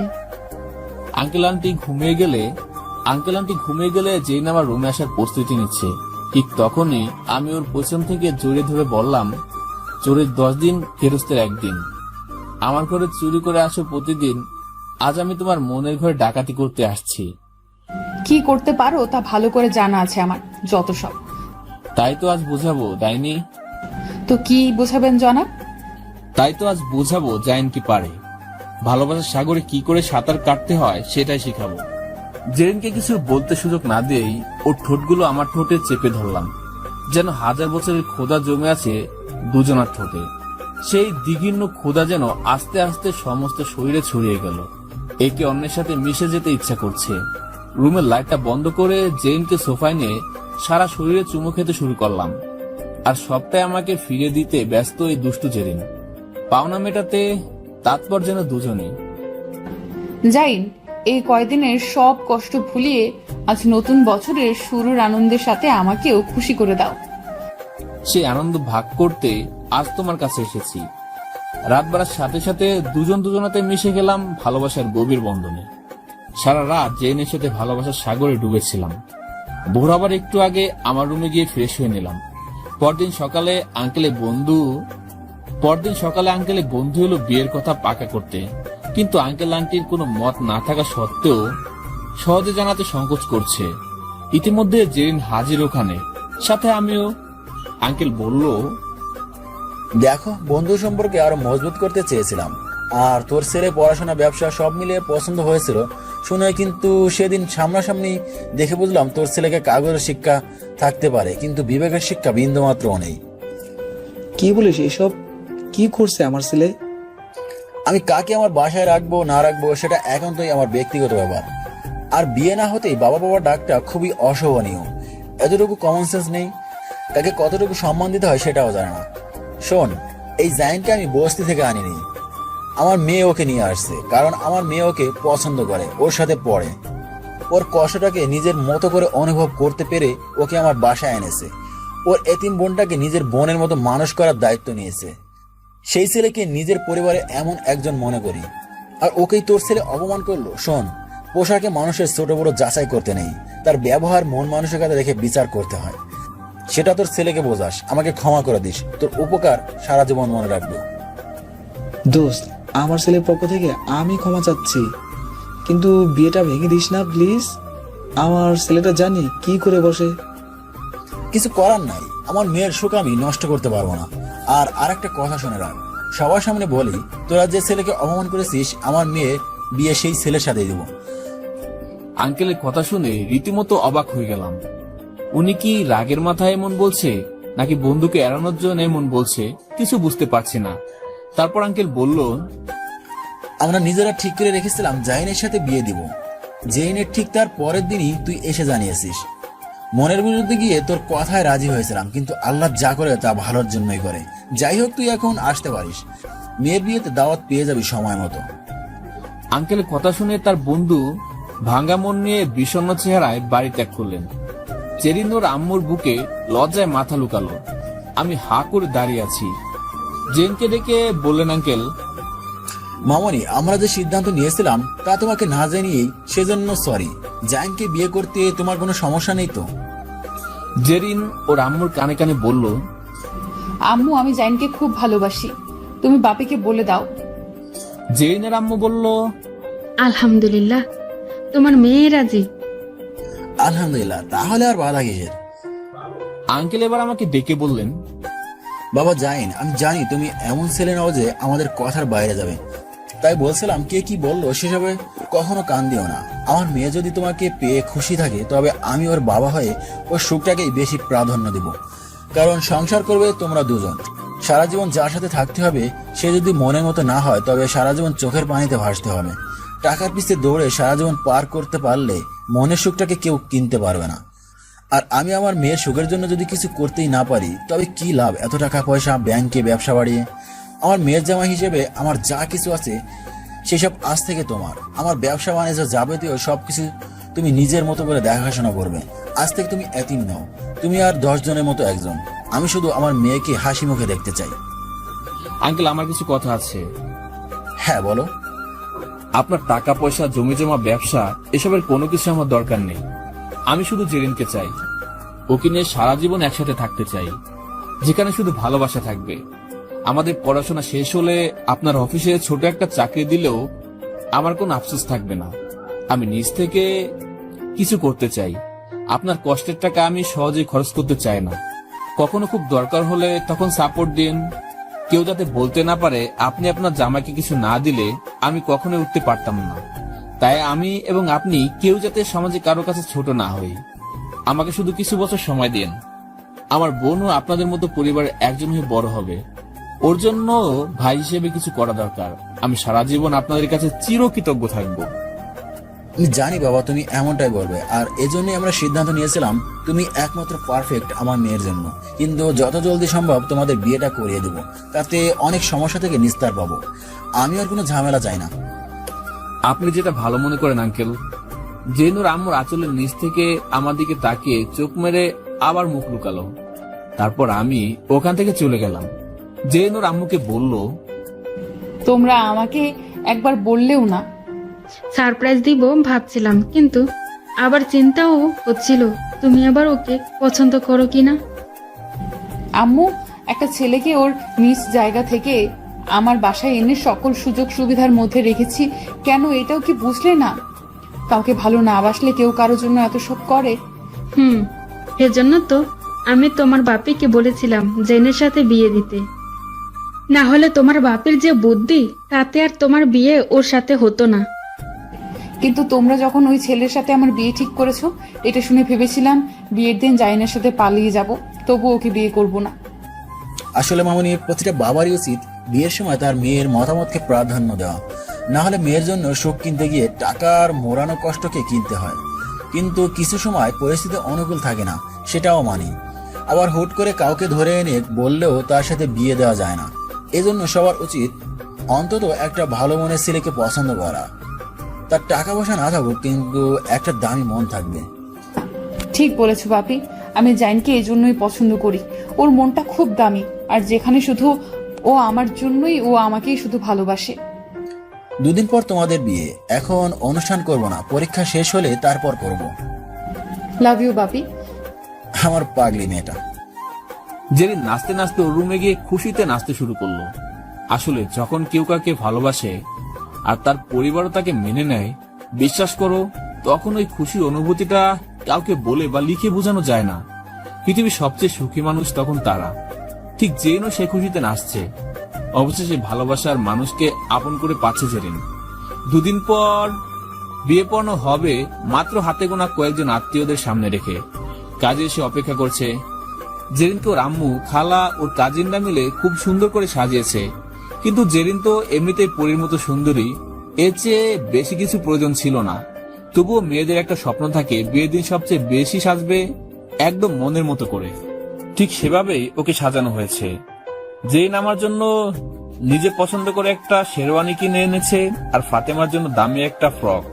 জেরিন ফাতেমাকে কোলের ভিতর নিয়ে বসে আছে। ফাতেমাকেও সাজিয়ে দিয়েছে। এত সাজুগুজু করে ফাতেমা কাঠের পুতুলের মতো বসে আছে, যাতে ওর সাজুগুলো নষ্ট না হয়। যাতে সাজুগুজু নষ্ট না হয়। বিয়ে পড়ানো শুরু করবে এমন সময় আঙ্কেলের বন্ধু আর ছেলে এসে হাজির। তারা কি করে খবর পেল? নিশ্চয়ই কোনো পরিচিত মানুষের মাধ্যমে জেনে বিয়ে আটকাতে এসেছে। বন্ধু, আমার ছেলের জীবন এখন তোর হাতে। তোর মেয়ের বিয়ে যদি আমার ছেলের সাথে না দিস, তাহলে এখনই সবার সামনে বিষ খেয়ে যাবে। তাহলে সবার সামনে এখনই বিষ খাবে। আর আমার ছেলেকে আমি ছোট হয়ে আমি আর বিষ খেয়ে বাপ হয়ে ছেলে একসাথে মরবো। পাগল হয়ে গেছিস তোরা? জোর করে কেন এসব করছিস? ছেলে সরাসরি জেরিনের সামনে এসে পকেট থেকে একটা বিষের বোতল বের করে বলল, জেরিন, আমি তোমাকে খুব ভালোবাসি। তুমি আমার না হলে আমি এখনই নিজেকে শেষ করে দেব। বলো কি চাও? হঠাৎ করে এমন ঘটনায় বাসাবর্তী সবার গুঞ্জন শুরু হয়ে গেছে। আর কারো কপাল পোড়া কাকে বলে সেটা নিজের শেরওয়ানি আর পাগড়ির দিকে তাকিয়ে বুঝতেছি। সবই ঠিক ছিল, এখন আবার এই ঝামেলা। এতদিন যা কিছু কারণ দেখিয়ে পার হয়েছে সবাই, কিন্তু এখন একমাত্র আল্লাহ পারে জেরিন আর আমার বিয়েতে কোনো বাধা না রাখতে। আল্লাহ আমাকে পথ দেখাও। আঙ্কেল আন্টি আর বাকিরা সবাই মিলে বোঝানোর চেষ্টা করছে, কিন্তু সবাই ব্যর্থ। ঠিক তখন জেরিন উঠে দাঁড়ালো, তারপর ছেলেকে বলল, কি বললেন আপনি? বিয়ে না করলে নিজেকে শেষ করে দেবেন? কাকে বিয়ে করতে চাচ্ছেন? আমাকে? আচ্ছা, বিয়ের পর যদি শোনেন আপনার বউ অন্য কারোর সাথে শারীরিক সম্পর্কে জড়িত, তখন মানতে পারবেন? বা আমি কারোর সাথে রাত কাটিয়েছি এটা জেনেও বিয়ে করবেন? জেরিনের এমন কথায় সবার চোখ যেন ছিটকে বাইরে বের হয়ে যাবে। জেরিন যে এমন কিছু বলতে পারে তা সবার কাছে অবাক করার মতোই। ছেলে আর ছেলের বাবা হা করে তাকিয়ে আছে। ছেলে বলল, কি বলছো এসব? তুমি তো এমন মেয়ে নও যে এসব করবে। আমি তোমাকে কখনো অমর্যাদা করব না জেরিন। খুব ভালোবাসবো, কোনো কিছুর অভাব রাখবো না। আমি ওসব শুনতে চাই না। যেটা জিজ্ঞেস করলাম তার উত্তর দেন। না, আমি কখনো সেটা মানতে পারবো না। তুমি শুধু আমার হয়ে থাকবে জেরিন। যে ছেলেকে আমি ভালোবাসি সে আমারই বাসায় থাকে, তো তার সাথে কি কি হতে পারে এইটুকু বোঝেন না? জাইনের সাথে আমি কয়েক রাত থেকেছি, এমনকি ওর সাথে শারীরিক সম্পর্কও করেছি, কারণ আমি ওকেই ভালোবাসি আর ওকেই বিয়ে করব। আপনি এসব জেনেও যদি আমাকে বিয়ে করতে চান করতে পারেন, তবে জেনে রাখেন আপনি আমার নামমাত্র স্বামী হবেন আর বিছানায় থাকবে জাইন। এসব কথার বাইরে জানাজানি হলে মান সম্মান হারাবেন আপনারা। এখন বলেন, করবেন বিয়ে? আর জোর করে বিয়ে করতে চাইলে বিষ আমিও খেতে পারি, সেটাও মনে রাখবেন। জেরিনের মুখে সব কথা শুনে সবার মাথা ঘুরছে। কথাগুলো একটু অন্যরকম হলেও এখনকার সিচুয়েশনে এটাই পারফেক্ট। হয়তো এই কথাগুলো অন্য সময় বললে নিজেদের মাঝে ঝামেলা হতো, কিন্তু এই একটি কথার জন্য দুটো জীবন বেঁচে যাবে। ছেলে আমার দিকে তাকিয়ে বলল, সত্যি কি এমন কিছু হয়েছে তোমাদের মাঝে? কিছু হোক বা না হোক, পরেরটা শুনেননি? বিয়ে হলেও ওর বিছানায় আমি থাকবো। তবুও বিয়ে করতে চান? ছেলে চোখে পানি এসে গেছে। তারপর বলল, আমি চাই যে আমার স্ত্রী হবে সে শুধু আমারই থাকবে, অন্য কারোর সাথে তাকে ভাবতেও পারবো না। তোমাদের ভালোবাসা সার্থক, সুখী হও তোমরা। শুধু এই কথার জন্য জোর করলাম না। সুখে থেকো তোমরা। ছেলে আর তার বাবা মাথা নিচু করে চলে গেল। আঙ্কেল আন্টি একজন আরেকজনকে দেখছে অবাক চোখে। তারপর কাজী বিয়ে পড়ানো শুরু করলো। সব ঠিকঠাক মতো হয়ে গেল। জেনের আম্মু জেনকে পাশের রুমে নিয়ে জিজ্ঞেস করলো, মামানে সত্যি কি তুমি এমন কিছু করেছো? আরে না, ওটা তো ওনাদেরকে বোঝানোর জন্য বলেছি। তুমি কি জানো না তোমার মেয়ে কেমন? সত্যি অনেক ভয় পেয়ে গিয়েছিলাম, মান সম্মান বুঝে চলে গেছিল। উফ, এখন আর এসব নিয়ে ভেবো না তো। মামনি, তুমি রুমে যাও, আমি জেনকে বলে পাঠিয়ে দিচ্ছি। একটু জলদি করো আম্মু। যা শয়তান। আজ আর রাগ করো না আম্মু, মেয়ের বিয়ে হয়ে গেছে। বুঝেছি। আমার স্টুডেন্টরা বলল, ভাইয়া না থুক্কু, দুলাভাই কনগ্রাচুলেশন। আজ থেকে কিন্তু দুলাভাই বলে ডাকবো। আর হ্যাঁ, আপুকে কষ্ট দিলে কিন্তু খবর আছে। আপনার বিয়ের খুশিতে আগামী 2 দিন আমাদের ছুটি। হ্যাঁ ঠিক আছে। এখন যান, আপু আপনার জন্য ওয়েট করে আসে। হ্যাঁ আচ্ছা ঠিক আছে। আচ্ছা আসছি আমি শালিকা। অবশেষে বাসর ঘরে প্রবেশ করলাম। জীবনের নতুন অধ্যায় শুরু হলো। যেদিন ঘোমটা দিয়ে বসে আছে, আমি ওর পাশে বসে ওর ঘোমটা সরিয়ে বললাম, আর লজ্জা পেয়ে লজ্জাপতি সাজতে হবে না ম্যাডাম। সবার সামনে যা বললে তাতে আমি মাটিতে তুলে যাচ্ছিলাম। এই কথাগুলো না বললে বিয়ে আটকাতে পারতে তুমি। ভাগ্যিস সেদিন আল্লাহ যা করে ভালোর জন্যই করে। আজ থেকে আমি তোমার, তুমি আমার, আর কোনো বাধা নেই আমাদের মাঝে। পরিবারের দোয়া ছাড়া কেউ কখনো সুখী হতে পারে না। আমরা পালিয়ে বিয়ে করলে হয়তো বাবা মা কষ্ট পেত, তাই এখন সবার দোয়া আমাদের জীবন যেন সুখের হয়, এটাই চাই। আমার বাবা মা বেঁচে থাকলে আজ অনেক খুশি হতো। চলো না মায়ের দোয়া নিয়ে আসি। চলো। আমি জেরিনকে নিয়ে ছাদে চলে গেলাম। আমার রুম থেকে মায়ের ছবিটাও নিলাম। তারপর ছবিটাকে সামনে ধরে বললাম, ও মা, মাগো দেখো তোমার জাইন আজ বিয়ে করেছে মা। তোমার ফুটফুটে সুন্দরী একটা বৌমা হয়েছে। আজ তুমি থাকলে তোমাকে সালাম করতাম দুজন। ও মা, আমাদের জন্য দোয়া করবে না? কথাগুলো বলতে বলতে চোখে পানি এসে গেছে আমার। জেরিন পানি মুছে দিয়ে বলল, মন খারাপ করো না, আম্মু আমাদের উপর থেকে দেখছে আর মন ভরে দোয়া করছে। আকাশ তাকিয়ে মায়ের চেহারাটা দেখার জন্য চাতক পাখির মতো তাকিয়ে আছি। হয়তো মা দূর থেকে দেখছে তার ছেলে আর বউকে। দূরের একটা তারার ঝলকানিতে মনটা খুশিতে ভরে গেল। হয়তো মা কোনো ইশারা দিল। অবুজ মনটা সান্ত্বনা পেল আমার। জেরিন বলল, শোনো না, ফাতেমা যতদিন সাবালিকা না হবে ততদিন আমরা বেবি নিব না, কেমন? ও বড় হোক তারপর নিব। জেরিনকে জড়িয়ে ধরে ওর কপালে চুমু খেলাম। বললাম, সত্যি আমি খুব ভাগ্যবান তোমাকে পেয়ে। কিন্তু এত সহজে তো তোমাকে মাফ করব না বরমশাই। বলো কি চাও? রিক্সাওয়ালার প্রেমে পড়েছি, তাকে বিয়েও করলাম। তাই কাল আমাকে সারা শহর ঘুরাবে তোমার রিক্সায় উঠিয়ে। আমি বউয়ের সাথে থাকবো আর তুমি সেই আগের বেশে। আচ্ছা ঠিক আছে, ঘোরাবো তোমাকে। তাহলে রিক্সাওয়ালার প্রেমটা সার্থক হয়েছে, তাই না? 100-তে 100।